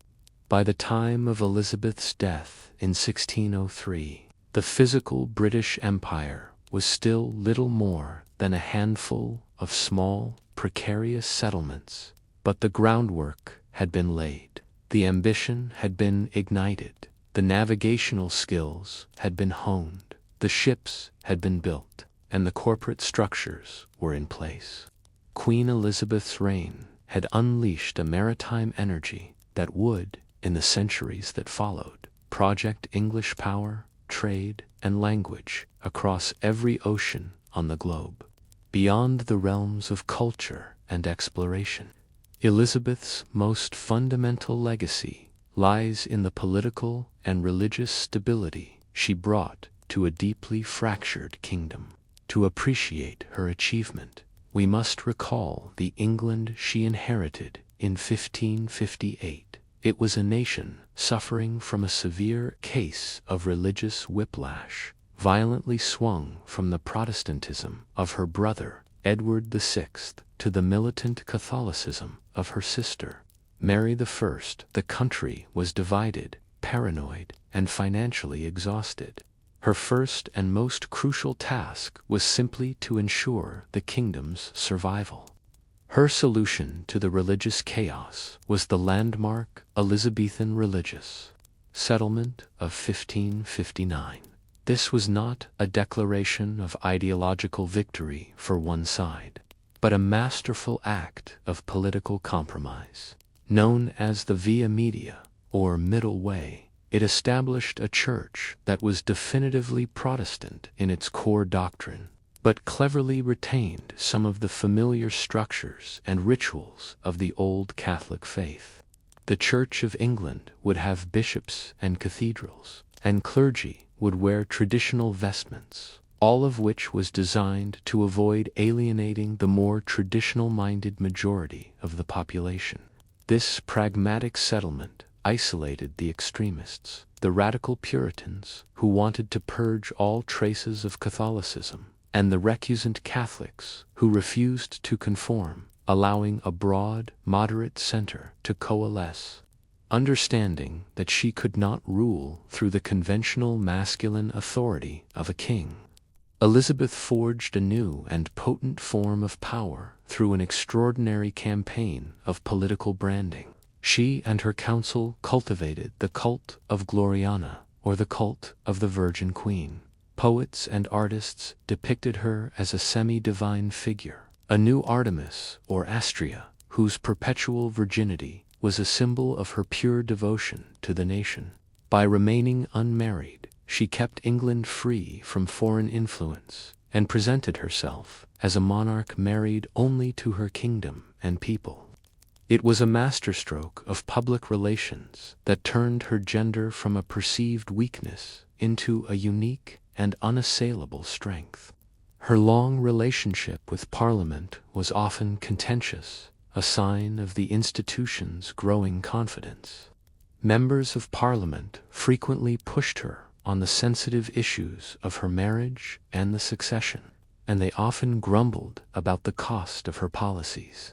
Elizabeth managed them with a skilled combination of tools. She could charm and flatter them with her golden speeches, but she could also admonish them for meddling in her matters of state. When necessary, she would not hesitate to use her royal veto. She fiercely defended her royal prerogative, while implicitly acknowledging Parliament's essential role in governing the realm, setting the stage for the future power struggles between Crown and Parliament under the Stuart kings. Beneath the glittering surface of the Gloriana cult lay the darker, more pragmatic machinery of state security. Elizabeth's reign was plagued by conspiracies and assassination plots, many of which were backed by foreign Catholic powers. Her survival depended on a vast and ruthlessly efficient intelligence network, first established by Sir Francis Walsingham and later maintained by Robert Cecil.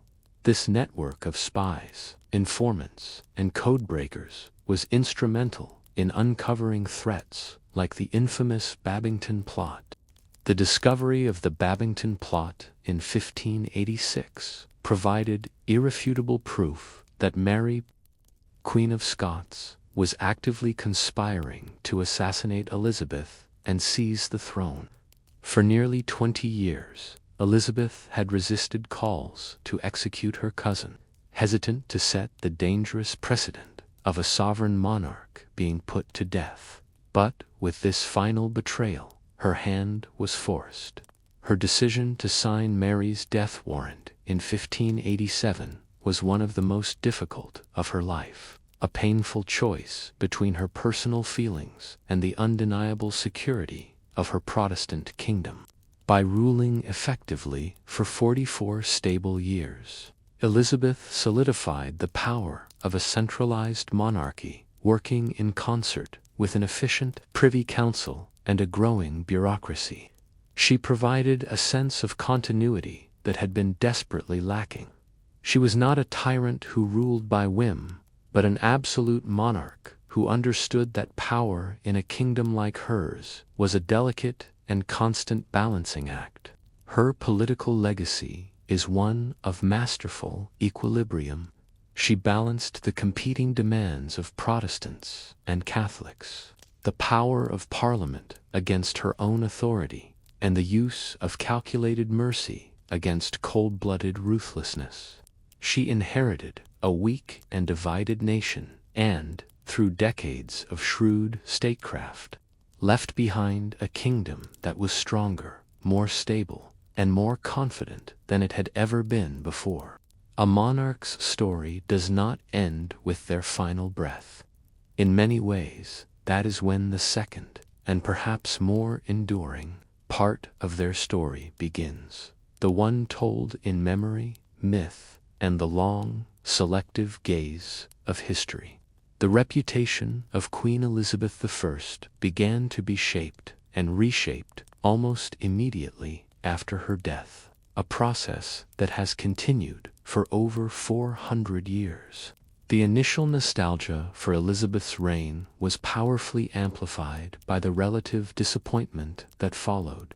Her successor, King James I, while an intelligent and capable ruler in many respects, lacked Elizabeth's charisma and her masterful touch with public relations. To many in England, he seemed a foreign and somewhat scruffy figure. His court was perceived as being more decadent and corrupt than Elizabeth's, and his open-handed generosity to his Scottish favorites caused resentment. This stark contrast quickly led to a longing for the good old days of Queen Bess, making her reign seem even more glorious in hindsight.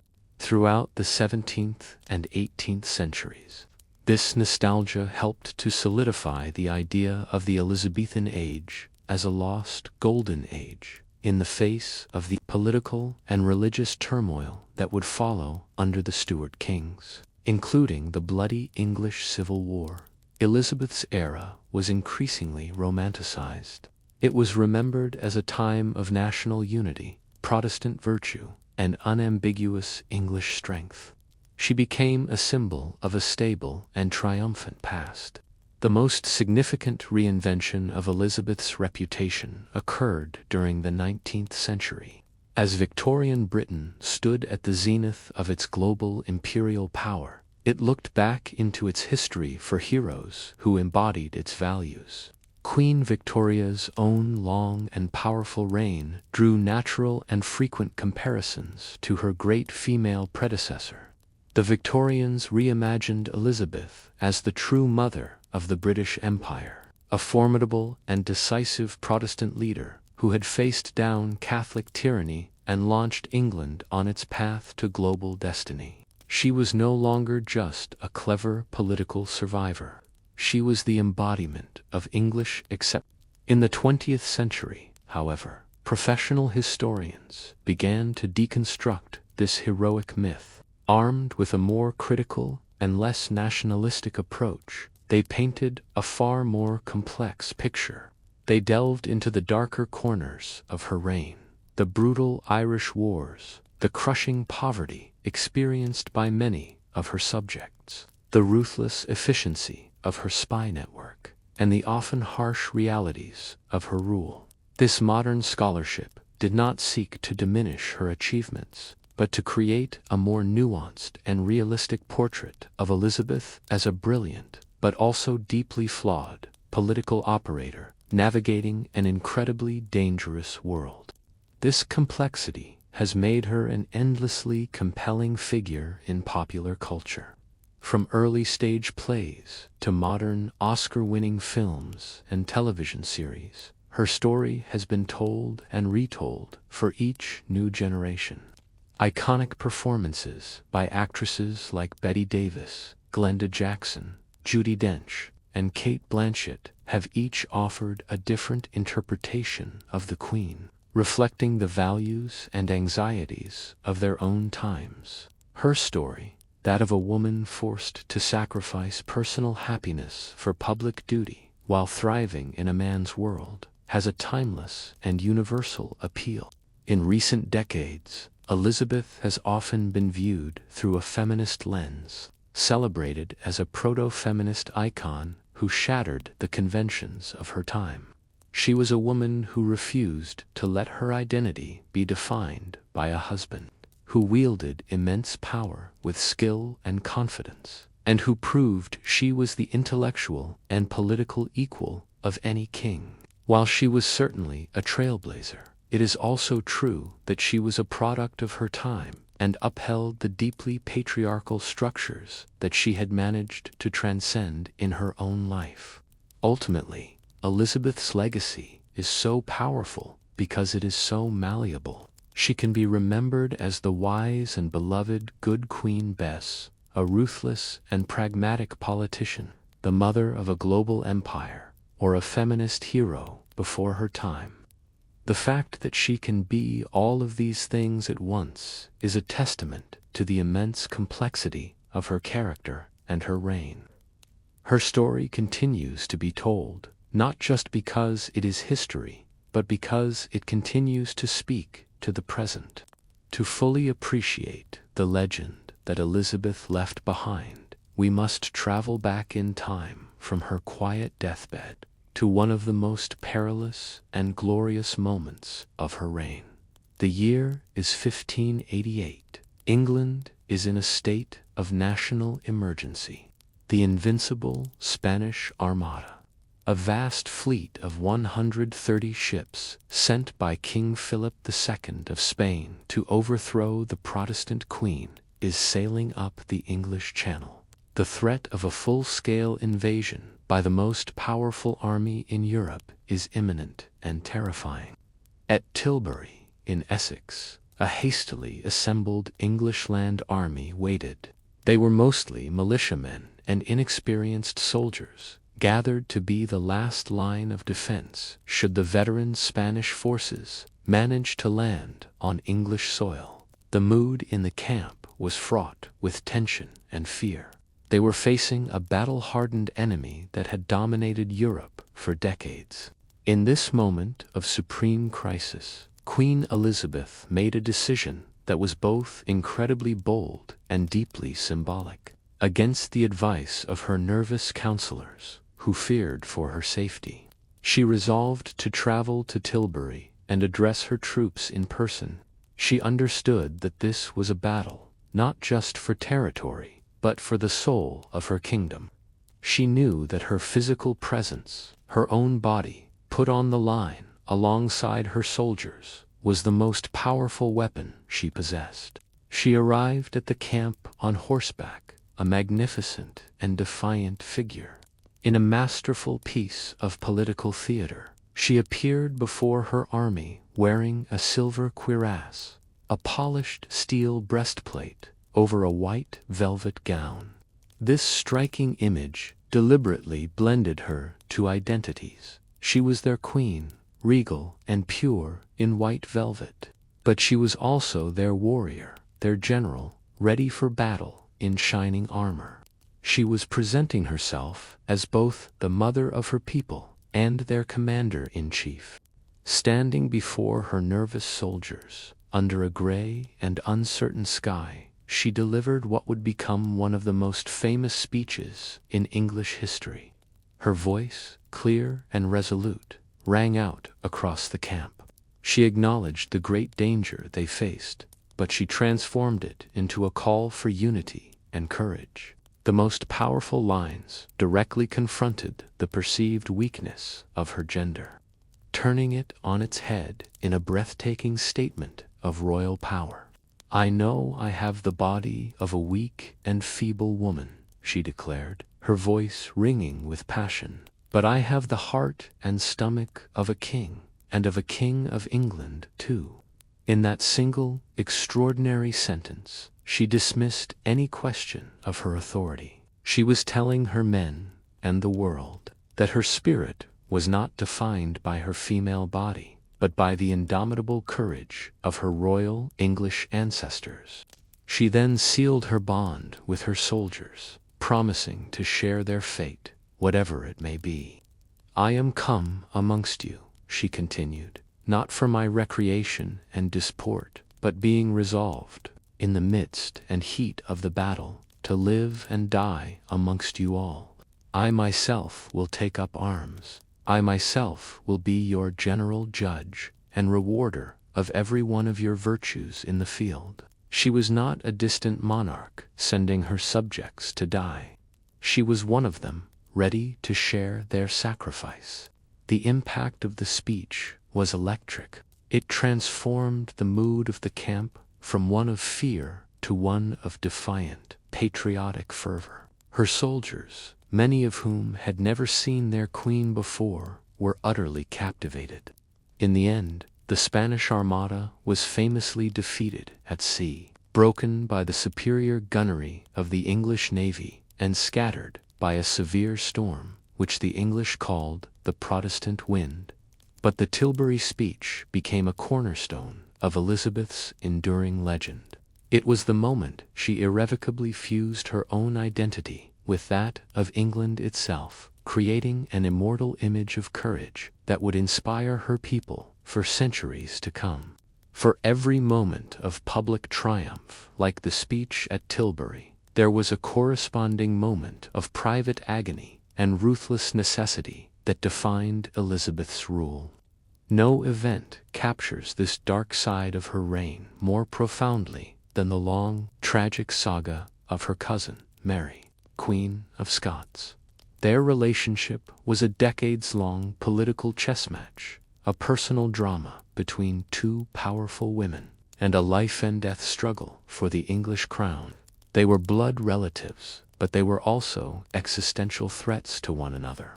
The drama began in earnest in 1568, after being embroiled in scandal and rebellion that led to her forced abdication from the Scottish throne. Mary fled across the border into England, seeking refuge and aid from her cousin, Elizabeth.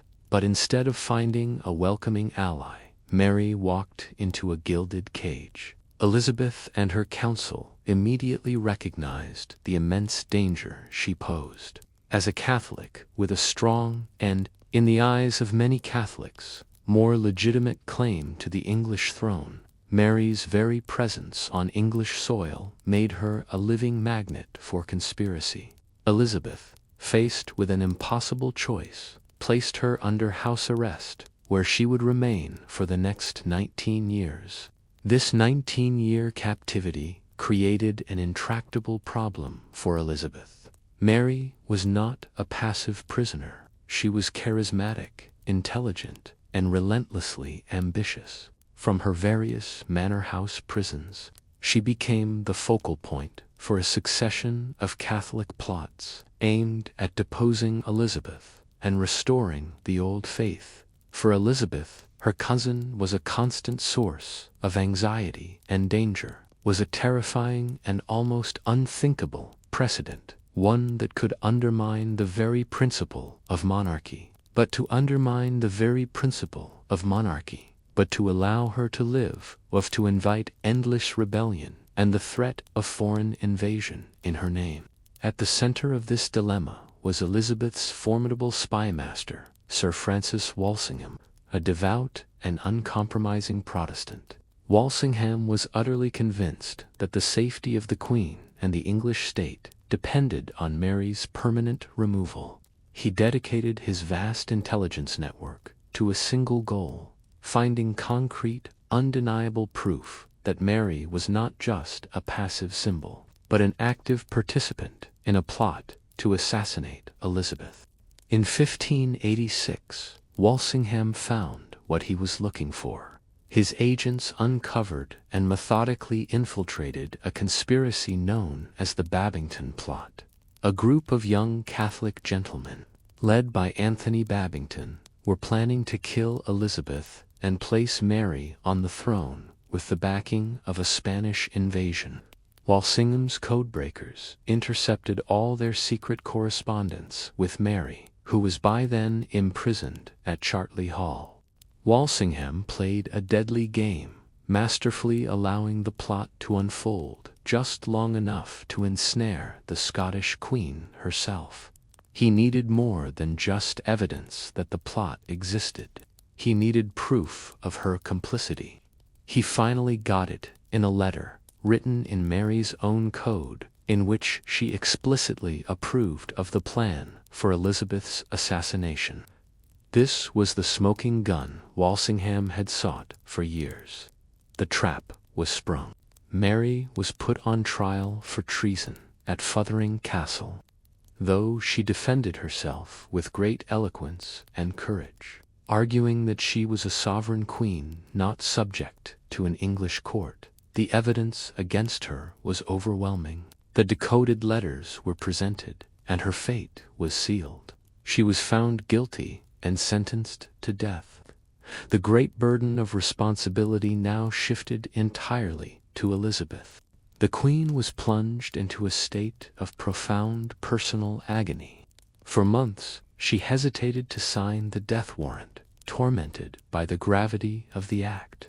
She raged at her council, fell into deep bouts of melancholy, and desperately sought another way out. It was a choice between her conscience, her fear of divine retribution for killing a fellow monarch, and her sworn duty to protect her kingdom. In the end, duty won. On February 1st, 1587, she finally signed the document. A week later, Mary was beheaded. Elizabeth would later claim that her secretary had dispatched the warrant without her final authorization, a convenient fiction that allowed her to distance herself from the act. But the decision had been hers. The execution of Mary, Queen of Scots, was a dark and brutal necessity that secured Elizabeth's throne, but it was an act that is said to have haunted her for the rest of her days. To understand the intense dramas that defined Elizabeth's reign, the rise of favorites, the fall of traitors, the bitter rivalries, we must understand the world in which they took place. The Elizabethan court was not merely a collection of palaces like Whitehall, Richmond, or Greenwich. It was the absolute and singular center of all political, social, and cultural power in the kingdom. It was a dazzling and often treacherous solar system, and the Queen was the unmoving sun at its core. All ambition, all power, and all life flowed towards her. The entire system was built on the principle of patronage. In the highly centralized Tudor state, all power, wealth, land, and status flowed directly from the monarch. The Queen was the fountain of honor. If a nobleman wanted a title, if a scholar wanted a university position, if a merchant wanted a lucrative monopoly on an imported good, or if a soldier wanted a command, they had to obtain it through royal favor. The path to advancement did not run through merit alone, but through catching the eye of the Queen or one of her powerful ministers. Life at court was a constant performance of spectacle and status. It was a world of breathtakingly elaborate clothing, where the cost of a single jeweled doublet could exceed the annual income of a small town. It was a world of masks, tournaments, and lavish feasts, all designed to entertain the Queen and display the wealth and taste of her nobles. Every moment was an opportunity for advancement or a risk of failure. A well-timed compliment, a graceful dance, or a witty remark could win you the Queen's notice, while a clumsy move or a perceived slight could see you banished from her presence for months. A single glance from the Queen could make or break a career. This intense competition for favor naturally led to the formation of factions. Ambitious courtiers would align themselves with a powerful patron at the center of government, such as the Earl of Essex or Robert Cecil. These great men would act as brokers, lobbying the Queen on behalf of their followers, their clients, in exchange for their unwavering loyalty and political support. This created vast competing networks of influence, that were in a constant state of struggle, each trying to place their own men in key positions throughout the government, the church, and the military. Within this system, flattery was not just a pleasantry, it was a vital political tool. The queen, who had built her authority on the cult of her own persona, demanded constant adoration. Courtiers would commission poems comparing her to Diana, the virgin goddess of the moon, or Astrea, the goddess of justice. They would present her with lavish and symbolic gifts on the anniversary of her accession to the throne.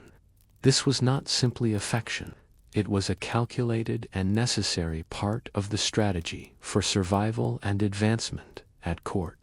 The most valuable currency of all was access. The most coveted positions were not necessarily the most powerful in title, but those that offered direct, daily access to the monarch. The gentlemen and ladies of the privy chamber, who attended to the queen's personal needs, were not mere servants. They were powerful gatekeepers who could control who saw the queen and who did not, giving them immense influence.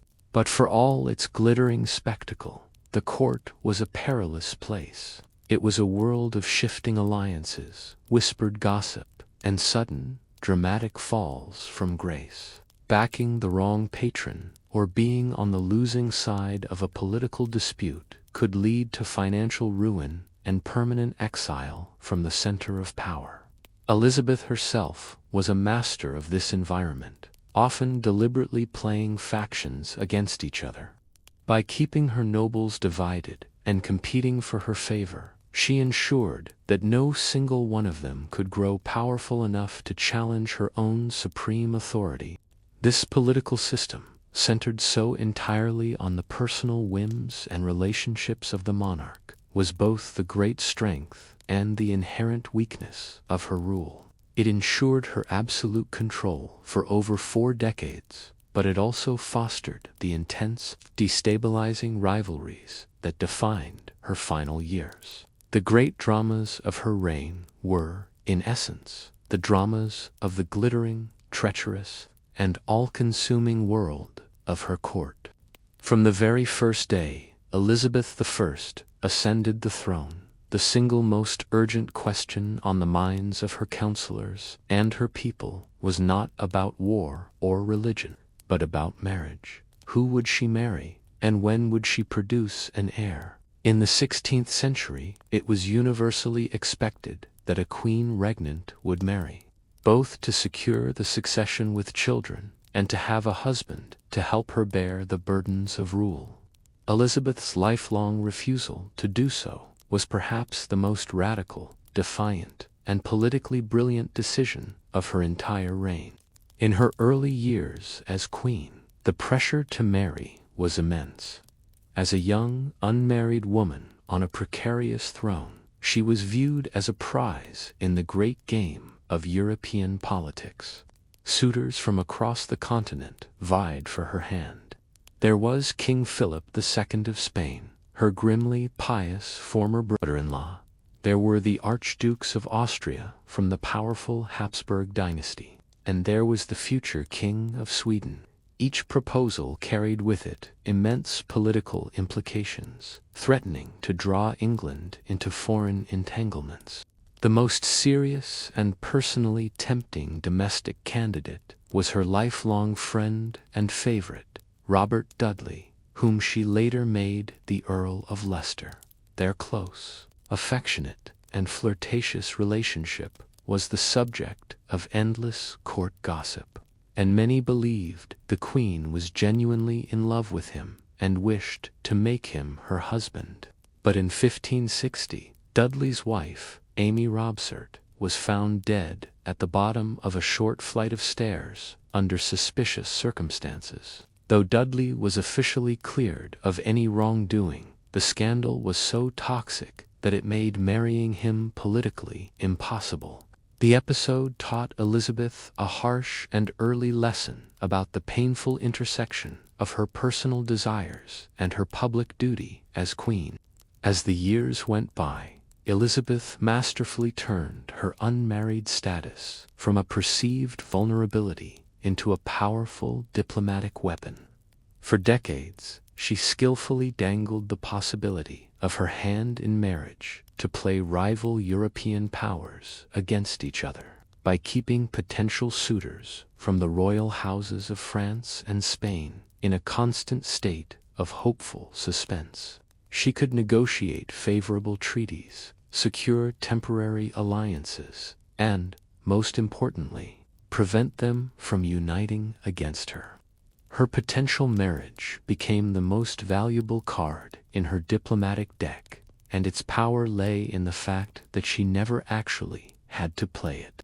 The last serious marriage negotiation of her reign took place in the late 1570s, with Francis, Duke of Anjou, the younger brother of the King of France.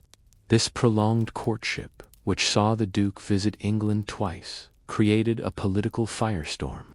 The English public was deeply hostile to the idea of a French Catholic prince consort, fearing he would corrupt the kingdom and drag it into France's bloody religious wars. The fierce opposition from the public and many on her own council was a clear sign of the nation's anxiety. After years of diplomatic maneuvering, Elizabeth, perhaps listening to her people, or perhaps never intending to go through with it at all, finally rejected the match.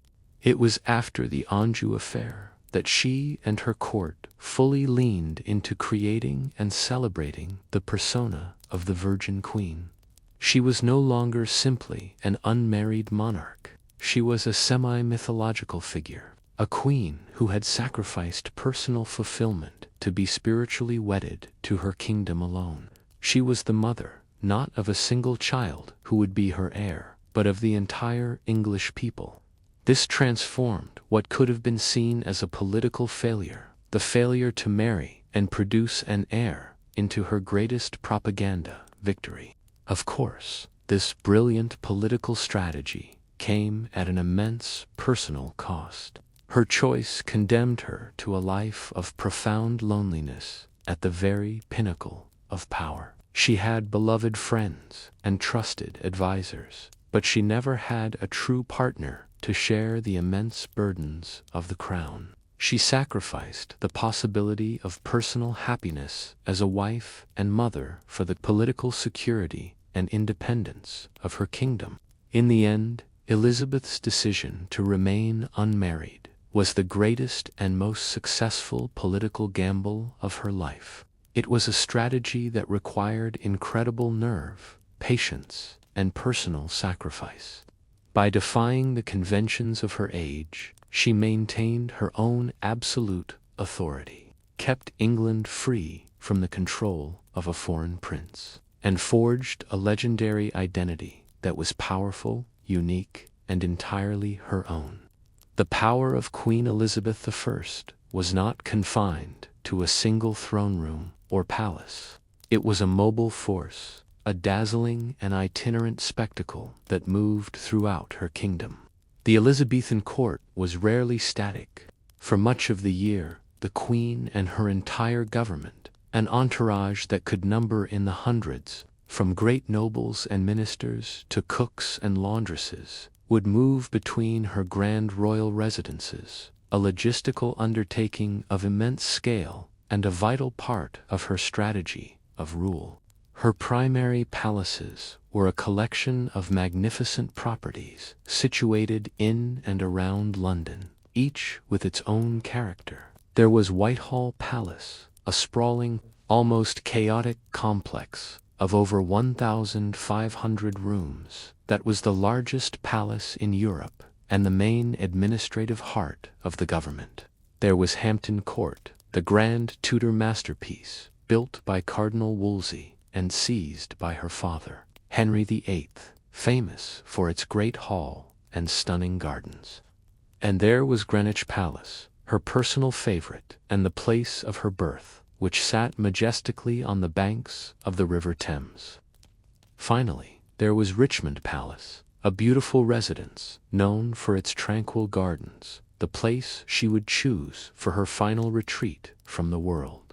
The most significant movement of the court occurred each summer during what was known as the Royal Progress, to escape the heat, filth, and ever-present threat of plague in London. The Queen and her court would embark on a grand tour through the English countryside. For weeks, or even months, they would travel from town to town, staying at the lavish country houses of her most prominent nobles. This annual tradition was a brilliant piece of political theater. First and foremost, it was a public relations tour of unrivaled effectiveness. It allowed thousands of her subjects, who would otherwise never leave their home county, to see their monarch in the flesh. This visibility forged a powerful personal bond between the Queen and her people, transforming her from an abstract symbol of authority into a living, breathing reality. The sheer scale and magnificence of the royal entourage as it snaked through the countryside was also a deliberate display of power designed to awe and impress. For the noblemen chosen to host the Queen, a royal visit was both a supreme honor and a potentially crippling financial burden. A single visit, lasting only a few days, could bankrupt a family for a generation. The host was expected to provide luxurious accommodation, food, and drink for the entire court. They were also required to stage elaborate and costly entertainments, such as plays, masques, feasts, and hunting expeditions, all designed to please the Queen and showcase their own loyalty and wealth. The progress itself was a sight to behold. It was a small city on the move. A vast train of hundreds of carts would transport everything the court needed: the Queen's own bed and furniture, her enormous wardrobe of over 2,000 gowns, priceless tapestries to decorate the walls of her hosts' homes, the official records of the government, and even the royal plate and jewels. The journey was slow, dictated by the pace of horses and wagons, but its arrival in a town was an event of unparalleled excitement. Elizabeth herself seemed to relish these journeys. They allowed her to indulge her passion for hunting and dancing, to escape the formal pressures of London life, and to see her kingdom and her people firsthand. The progress was a constant reminder to everyone, from the highest noble to the humblest farmer, of who was in charge. Ultimately, the constant movement of her court was an essential element of her statecraft. It reinforced her authority across the realm, kept her potentially overmighty nobles in check and often in her debt, and made the abstract concept of the monarchy a visible, tangible, and magnificent presence in the lives of the English people. Elizabeth's power was not static. It was a dazzling performance that she took on the road. Queen Elizabeth, I understood, perhaps more deeply than any monarch before her, that power was inseparable from image. In an age without photography or mass media, her physical appearance was her most potent tool for communicating majesty, wealth, stability, and divine favor. Her clothing, her jewels, and her official portraits were not matters of personal taste. They were a carefully constructed and ruthlessly controlled language of power, designed to awe her subjects and intimidate her rivals. The sheer scale of her wardrobe was staggering. Surviving inventories list thousands of magnificent gowns, intricate farthingales, delicate silk stockings, and jewel-encrusted accessories. This was not simply the wardrobe of a fashion-conscious woman. It was a political necessity.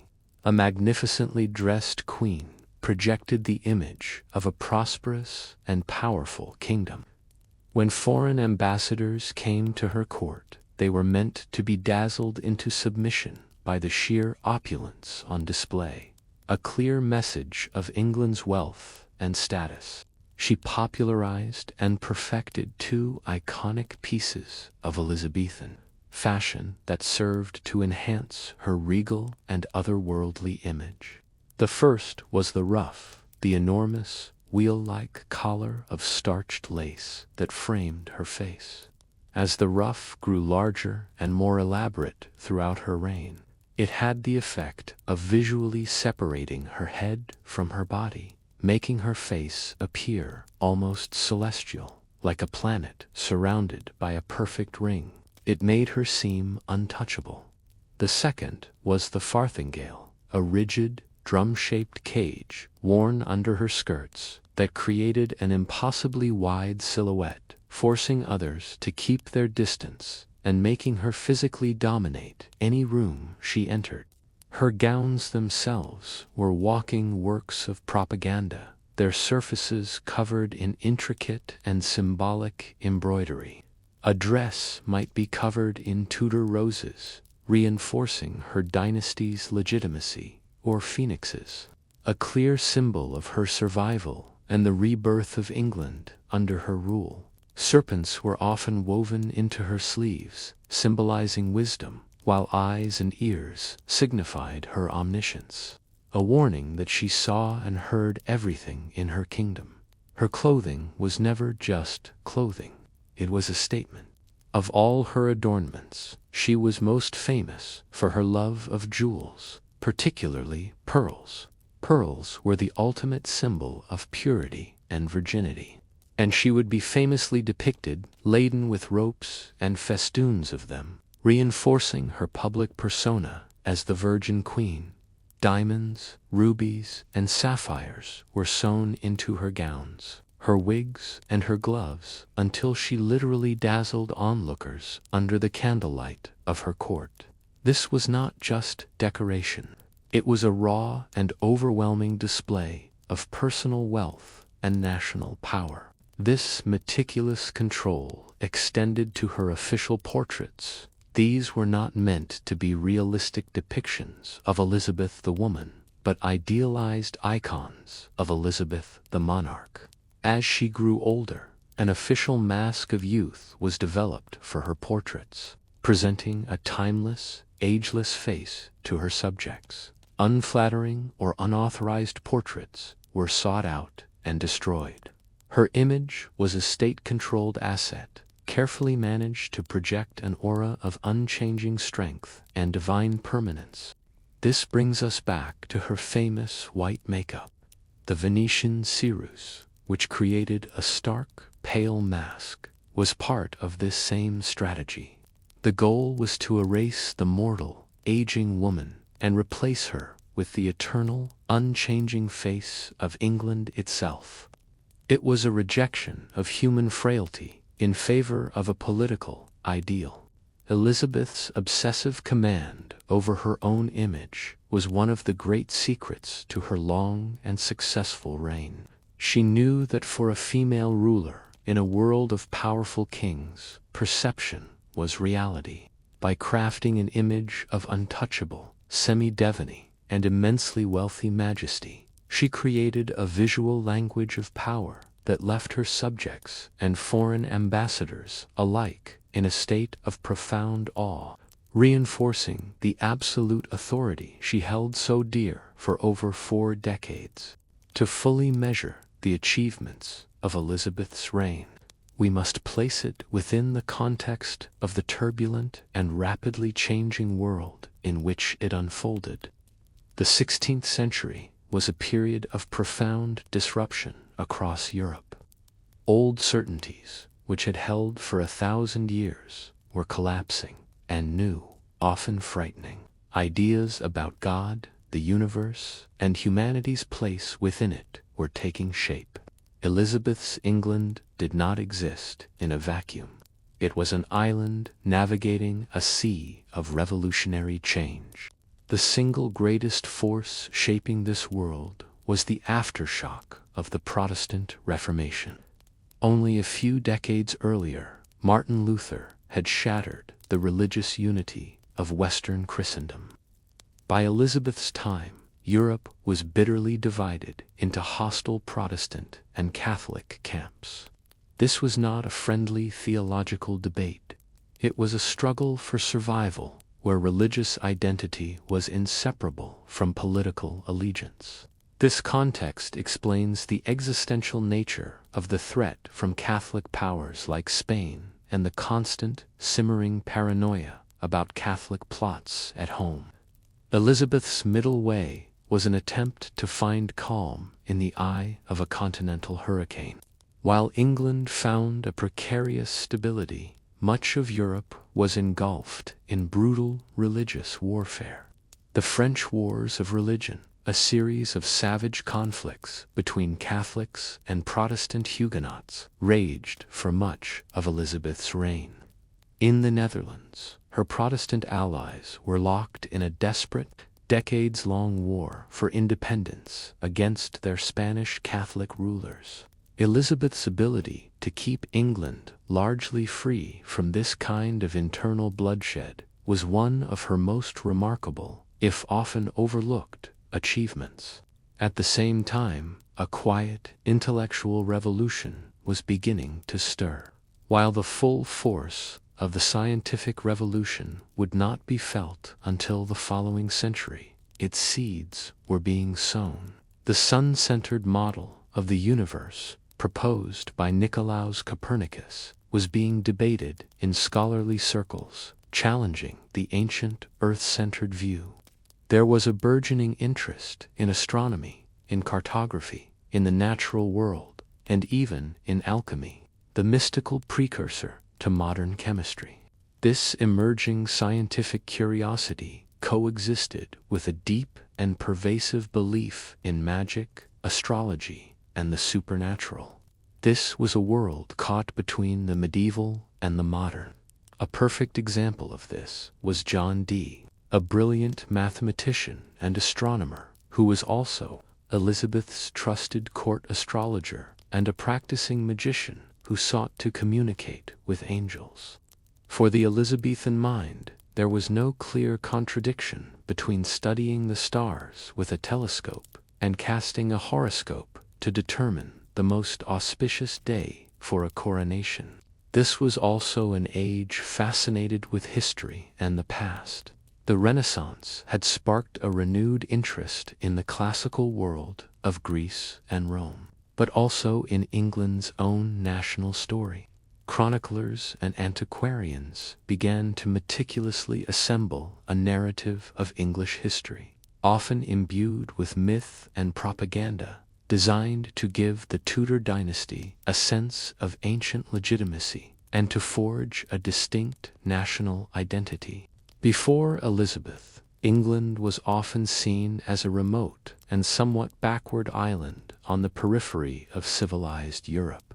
By the end of her reign, this perception had been shattered. Through the voyages of Drake and Raleigh, the literary genius of Shakespeare, and the stunning victory over the Armada, England had become a confident, outward-looking maritime power ready to compete for its place on the world stage. Elizabeth's true genius may have been her ability to successfully navigate her kingdom through this treacherous, shifting world. She steered England through the storm of European religious conflict, all while fostering a unique and powerful sense of national identity at home. Her reign was a bridge, a 44-year passage that carried her kingdom from its insecure medieval past toward its ambitious modern future. She did not just witness this transition, she actively and brilliantly shaped it. And so we return to where we began, a darkened room in Richmond Palace, in the cold, early hours of a March morning in 1603. We are left with the image of a great queen passing from the world, not with a final, thunderous speech, but in a profound and enigmatic silence. Her end, it turns out, was as complex and full of contradictions as the life she lived and the age she defined. She was a woman of breathtaking paradoxes. She was the celebrated Virgin Queen who clearly possessed a deep capacity for affection, and whose reign was shaped by her intense emotional relationships with male favorites. She was remembered as good Queen Bess, the beloved mother of her people, yet she could be ruthless and cold-blooded, ordering the execution of her own cousin and waging brutal war in Ireland.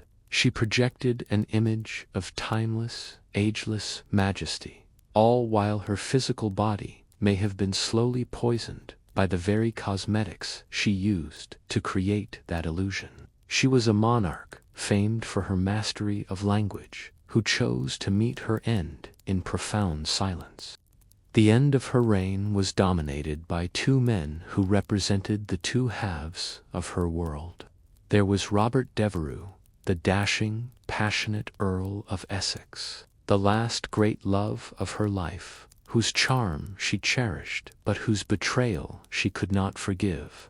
His tragic fall was a source of personal grief that shadowed her final years. And there was Robert Cecil, the quiet, brilliant, and tireless administrator who managed her kingdom with cool efficiency and secretly engineered a stable future for the realm. In their rivalry, we see the clash between the fading chivalric world and the dawning age of bureaucracy. There is no debate, however, about her transformative impact.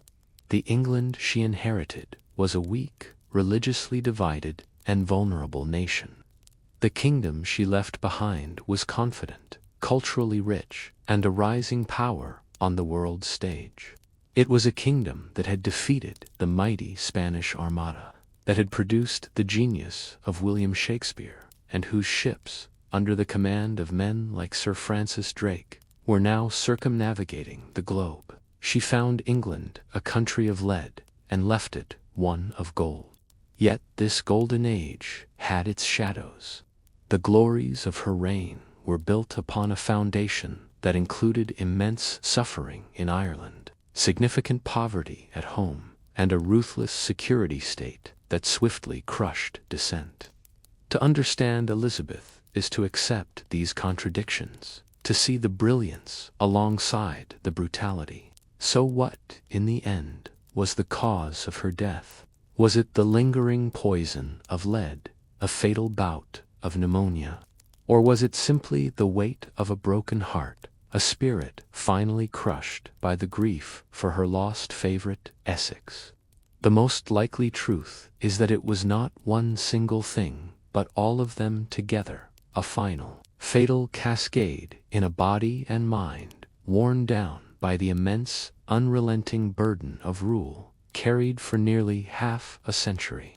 Perhaps her final silence speaks the loudest. After a lifetime of constant performance, of being the public symbol of an entire nation, of having her every word and gesture scrutinized for meaning, maybe she simply had nothing left to say. Perhaps her final act was not one of weakness, but one of ultimate control. The choice to reclaim her final moments for herself, to have a death that was private and personal, not just another piece of magnificent state theater. Her reign was a masterclass in survival, power, and the art of image-making.